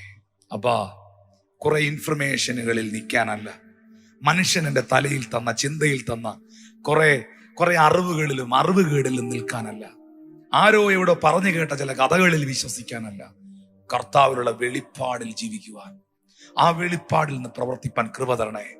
ഒരു രോഗി എൻ്റെ മുമ്പിൽ വരുമ്പോൾ ക്രിസ്തുവിൽ ഞാൻ ആരെന്നുള്ള വെളിപ്പാടിൽ നിന്നുകൊണ്ട് അവന് വേണ്ടി പ്രാർത്ഥിക്കുവാൻ എന്നെ സഹായിക്കണമേ. ഒരു വിഷയത്തിന് വേണ്ടി ഞാൻ ഇടിവിൽ നിൽക്കുമ്പോൾ ക്രിസ്തുവിൽ ഞാൻ ആരെന്നുള്ള ബോധ്യത്തിൽ നിന്ന് പ്രാർത്ഥിപ്പാൻ എനിക്ക് കൃപ തരണമേ. യേശു ക്രിസ്തു എന്നിൽ വന്നപ്പോൾ എനിക്ക് എന്താണ് ലഭിച്ചതെന്നും എന്നിൽ എന്താണ് സംഭവിച്ചതെന്നും ക്രിസ്തു എനിക്ക് ആരെന്നും ക്രിസ്തുവിൽ ഞാൻ ആരെന്നും ഉള്ള വെളിപ്പാട് എനിക്ക് തരണമേ. എന്നാൽ അങ്ങനെയാണെങ്കിൽ ഞാൻ ചോദിക്കുന്നതിലും ഞാൻ നനയ്ക്കുന്നതിലും അത്യന്തപരമായി എന്നിൽ സംഭവിക്കും. ഒരു നോർമൽ നാച്ചുറൽ ഇലത്തിൽ നിന്നും അപ്പാ എന്നെ ഒരു സൂപ്പർ നാച്ചുറൽ ഇലത്തിലേക്ക് അവിടുന്ന് ഷിഫ്റ്റ് ചെയ്യണമേ. ശബ്ദം ഉയർത്തി പ്രാർത്ഥിക്കാൻ തുടങ്ങിയാണ്. ഒരു നാച്ചുറൽ ഇലത്തിൽ നിന്നും ഒരു സൂപ്പർ നാച്ചുറൽ ഇലത്തിലേക്ക് കർത്താവ് എന്നെ ഷിഫ്റ്റ് ചെയ്യണമേ. ആദരങ്ങൾ തുറന്ന് പ്രാർത്ഥിച്ചേ. ലഖർമനകസ്യാന. ദൈവദാസന്മാരെ, ആ ലൈവ് വാച്ച് ചെയ്യുന്നവർ അയക്കുന്ന പ്രാർത്ഥനാ വിഷയങ്ങൾ ഉണ്ടെങ്കിൽ ഒന്ന് ശ്രദ്ധിച്ചോണം. Come on, worship God, praise God. Thank you Jesus. ഓരബകമരിയാന്തരു. അന്യഭാഷയിൽ പ്രാർത്ഥിക്കാൻ തുടങ്ങിയാട്ടെ. ഓലക്കേന്ദ്ര മഹോസിയാദന. ശബ്ദമുയർത്തി പ്രാർത്ഥിക്കാൻ തുടങ്ങിയാട്ടെ. Thank you Jesus. Thank you Jesus. Live കാണുന്ന പ്രിയപ്പെട്ടവർക്ക് വേണ്ടി പ്രാർത്ഥിക്കാൻ തുടങ്ങിയാട്ടെ. അതുകൊണ്ട് ഞാൻ സ്വർഗത്തിലും ഭൂമിയിലും സകല കുടുംബത്തിന് പേര് വരുവാൻ കാരണമായ ദൈവത്തിന്റെ സന്നിധിയിൽ, പിതാവിന്റെ സന്നിധിയിൽ മുട്ടുകുത്തുന്നു. അവൻ തന്റെ മഹത്വത്തിന്റെ ധനത്തിനൊത്തവണ്ണം അവന്റെ ആത്മാവിനാൽ എന്റെ അകത്ത മനുഷ്യൻ ശക്തിയോടെ ബലപ്പെടണം. പ്രിയപ്പെട്ടവരെ, അത്ഭുതങ്ങൾ നടക്കട്ടെ, വിടുതലുകൾ നടക്കട്ടെ, വീര്യപ്രവർത്തികൾ നടക്കട്ടെ. Thank you Lord Jesus. ദൈവപ്രവർത്തികൾ നടക്കട്ടെ, സൈൻസ് ആൻഡ് വണ്ടേഴ്സ് നടക്കട്ടെ. Thank you Jesus, thank you Jesus. ശബ്ദം ഉയർത്തി ദൈവത്തോട് പ്രാർത്ഥിക്കാൻ തുടങ്ങി. Thank you Jesus. അന്യഭാഷയിൽ പ്രാർത്ഥിച്ച് ജിജി ആരെങ്കിലും ആ നിലയിൽ പ്രാർത്ഥനാ വിഷയങ്ങൾ അറിയിക്കുന്നെങ്കിൽ നമ്മൾ അവർക്ക് വേണ്ടി പ്രാർത്ഥിക്കാൻ പോവാണ്. ആമേൻ. ഈ സമയത്ത് ഞാൻ ചോദിക്കട്ടെ, ഇത്രയും വർഷം, ഇത്രയും നാള് കുറെ പുസ്തകങ്ങൾ വായിച്ചുള്ള അറിവുകളിലും ആരൊക്കെയോ എവിടെയൊക്കെയോ പറഞ്ഞു തന്ന ചില അറിവുകളിലും മാത്രം നിന്നാണ് ദൈവത്തെ സേവിച്ചെങ്കിൽ കർത്താവിനോട് പറഞ്ഞേ, ദൈവമേ, നീ പകർന്നു തന്ന അറിവുകൾക്ക് നന്ദി, നീ തന്ന എല്ലാ ഇൻഫർമേഷനും നന്ദി.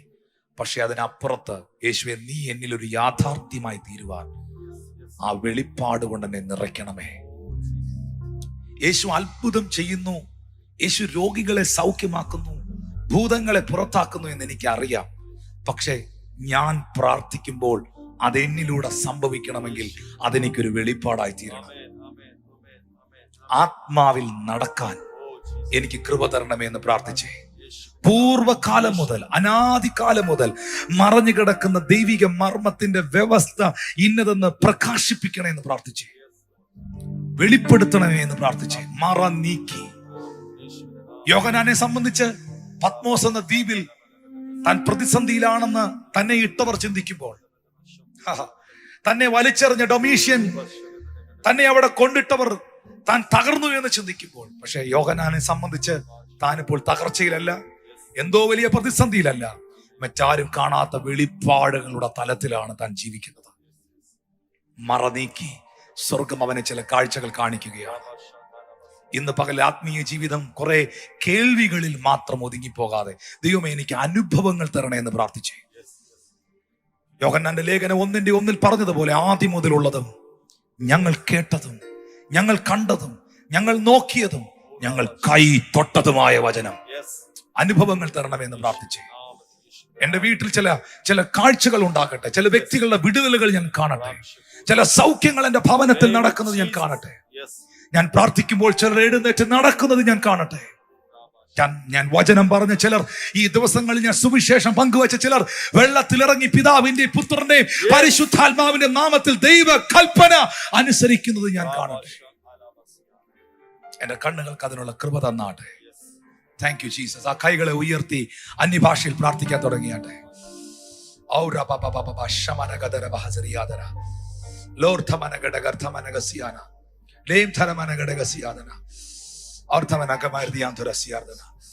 Okay, my hands are now. Hallelujah. അവൻ ആൽഫ ഒമേഗ, അവൻ ആദ്യൻ അന്ത്യൻ, അവൻ ആൽഫ ഒമേഗ, അവൻ ആദ്യൻ അന്ത്യൻ. യേശുവിന്റെ ദൈവത്തെ പോ വേറൊരു ദൈവമില്ല. യേശുവിന്റെ ദൈവത്തെ പോ വേറൊരു ദൈവമില്ല. എന്നെ സഹായിപ്പാൻ തന്റെ മഹിമയോടെ മേഘരൂഢനായി വരും. അവൻ ആൽഫ ഒമേഗ, അവൻ ആദ്യൻ അന്ത്യൻ, അവൻ ആൽഫ ഒമേഗ, അവൻ ആദ്യൻ. ഹല്ലേലൂയ. ഞാൻ നിങ്ങൾക്ക് വേണ്ടി ഈ സമയം പ്രാർത്ഥിക്കുന്നു. ഒത്തിരി പ്രിയപ്പെട്ടവർ പ്രാർത്ഥനാ വിഷയങ്ങൾ പങ്കുവെച്ചുകൊണ്ടിരിക്കുന്നു. ഏകദേശം 2400ഓളം പേര് യൂട്യൂബിൽ വാച്ച് ചെയ്തുകൊണ്ടിരിക്കുന്നു. അവരുടെ പ്രാർത്ഥനാ വിഷയങ്ങൾ അവർ പങ്കുവെക്കുകയാണ്. ഒത്തിരി പേര് സ്പിരിച്വൽ അപ്ലിഫ്റ്റ്മെന്റിന് വേണ്ടിയിട്ട്, ആത്മീകമായിട്ട് വളരാനായിട്ട് അവർ പ്രാർത്ഥിക്കുന്നു. കോവിഡ് ബാധിച്ച ചിലർ അവരുടെ പ്രാർത്ഥനാ വിഷയങ്ങൾ അറിയിച്ചുകൊണ്ടിരിക്കുകയാണ്. ഞാൻ വ്യക്തിപരമായി നിങ്ങളോട് പറയട്ടെ, ഈ ദിവസങ്ങളിൽ നിങ്ങൾ അന്യഭാഷയിൽ ആത്മാവിൽ പ്രാർത്ഥിക്കുന്നവരാകുക. ശബ്ദമുയർത്തി ദൈവസന്നിധിയിൽ ഈ സമയത്ത് നിങ്ങളിരിക്കുന്ന വീടുകളിൽ വായടച്ചിരിക്കരുത്.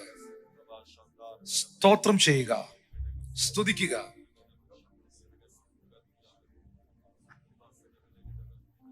Thank you Jesus. ശബ്ദമുയർത്തി പ്രാർത്ഥിക്കുക. ഹൃദയത്തിൻ വാതിൽ തുറക്കാം. യേശുവേ വാ, എൻ ജീവനാഥനായവനെ. Thank you Jesus. പാസ്റ്റർ എന്തെങ്കിലും പ്രത്യേക പ്രാർത്ഥനാ വിഷയങ്ങൾ പറയുന്നുണ്ടോ? ക്രിസ്റ്റി പാസ്റ്റർ ഒരു പ്ലാറ്റ്ഫോമിലേക്ക് വന്നാട്ടെ. എന്തെങ്കിലും പറയുന്നുണ്ടെങ്കിൽ പറഞ്ഞാട്ടെ. Thank you Lord. Suresh John എന്ന് പറയുന്ന ആള് മെസ്സേജ് ഇട്ടിട്ടുണ്ടോ?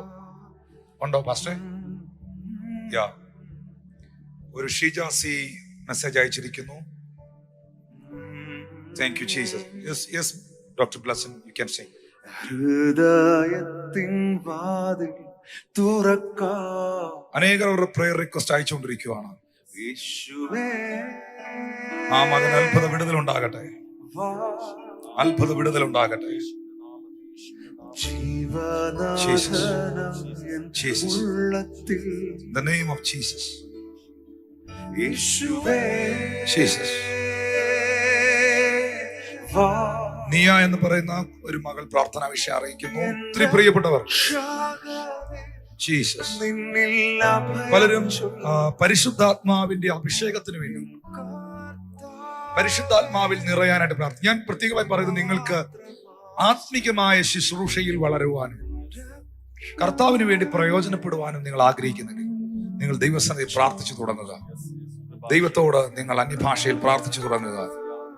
Thank you Jesus. ഒരു എലിസബത്ത് എന്ന് പറയുന്ന സഹോദരി പ്രാർത്ഥന വിഷയം അറിയിച്ചിരിക്കുന്നു. വിഷ്ണു, ഷാർമില, ബിനോയ്, ഒത്തിരി പ്രിയപ്പെട്ടവർ അവരുടെ പ്രയർ. ഡോക്ടർ മിനി, അനീഷാരിയ, Nikhil, Sachi. Thank you Jesus. കർത്താവേ, ഇന്ന് ഈ ലൈവ് ചാറ്റിൽ പ്രാർത്ഥനാ വിഷയം അയക്കുന്നവർക്ക് വേണ്ടി പ്രാർത്ഥിക്കുന്നു. പറഞ്ഞാട്ടെ ക്രിസ്റ്റി പാസ്റ്റർ, എടുത്തു വെച്ച ഏതെങ്കിലും വിഷയങ്ങൾ ഉണ്ടെങ്കിൽ പറഞ്ഞാട്ടെ. ഷീജ എന്ന് പറഞ്ഞൊരു സഹോദരി പറയുന്നു, സഹോദരൻ ആത്മഹത്യയുടെ വക്കിൽ നിന്നും വിടുവിക്കപ്പെടേണ്ടതിനായി പ്രാർത്ഥിക്കണം. ആ. 15 ലക്ഷം രൂപയുടെ കടം കാരണം സമാധാനമില്ല, അതിനുവേണ്ടി പ്രാർത്ഥിക്കണമെന്ന് പറയാം. പാസ്റ്റർ ജിജി. ബാബു ജോർജ് എന്ന് പറഞ്ഞ ഒരു വ്യക്തി തന്റെ മകന് അനൂപിന് വേണ്ടി പ്രാർത്ഥിക്കുവാൻ, അപ്പൻഡിക്സിന്റെ സർജറി ഭയങ്കര വേദനയാൽ ഭാരപ്പെടുന്നു, പൂർണ്ണ സൗഖ്യത്തിന് വേണ്ടി പ്രാർത്ഥന ചോദിച്ചിരിക്കുന്നു. Okay, thank you Lord. Anila Jacob തന്റെ മക്കൾ ആത്മീകമായി വളരുവാൻ വേണ്ടി പ്രാർത്ഥന ചോദിച്ചിരിക്കുകയാണ്. Thank you Jesus, thank you Jesus. Satheesh Kumar എന്ന ഒരു സഹോദരൻ തന്റെ മൂക്കിന്റെ പാലം വളഞ്ഞ് മൂക്ക് അടഞ്ഞിരിക്കുന്നു. അതിന് ജോൺ തോമസ് എന്ന് പറയുന്ന ഒരു സഹോദരന് ഒരു വീട് ലഭിക്കാൻ പ്രാർത്ഥനാ വിഷയം ചോദിച്ചിരിക്കുന്നു. അങ്ങനെ അനേക പ്രിയപ്പെട്ടവർ അവരുടെ പ്രയർ റിക്വസ്റ്റുകൾ അറിയിച്ചുകൊണ്ടിരിക്കുകയാണ്. നിങ്ങൾക്ക് ഈ കാണുന്ന വാട്സപ്പ് നമ്പറിലും നിങ്ങളുടെ പ്രാർത്ഥനാ വിഷയങ്ങൾ അറിയിക്കാം, പങ്കുവെക്കാം. ഇന്നത്തെ മീറ്റിംഗിൽ ഞാൻ രോഗികൾക്ക് വേണ്ടി പ്രാർത്ഥിക്കാൻ പോകുന്നതേ ഉള്ളൂ. ഇപ്പൊ ഈ ലൈവ് കാണുന്നവര് ഇനിയുള്ള 5 മിനിറ്റ് നിങ്ങൾ മാറിപ്പോകല്, ക്വിറ്റ് ആകരുത്, ലീവ് ചെയ്യരുത്, വെയിറ്റ് ചെയ്യണം. പ്രത്യേകമായ ഒരു വിടുതലിന്റെ പ്രാർത്ഥനയുടെ സമയമാണ്. ഈ 5 മിനിറ്റ് നിങ്ങൾ മിസ് ചെയ്യരുത്. മറ്റാർക്കെങ്കിലും ഷെയർ ചെയ്യാനുണ്ടെങ്കിൽ ഈ സമയത്ത് ഈ ലൈവ് നിങ്ങൾ ഷെയർ ചെയ്ത് തുടങ്ങാൻ പ്രാർത്ഥിക്കുക, അല്ലെങ്കിൽ നിങ്ങൾ അത് ചെയ്യുക.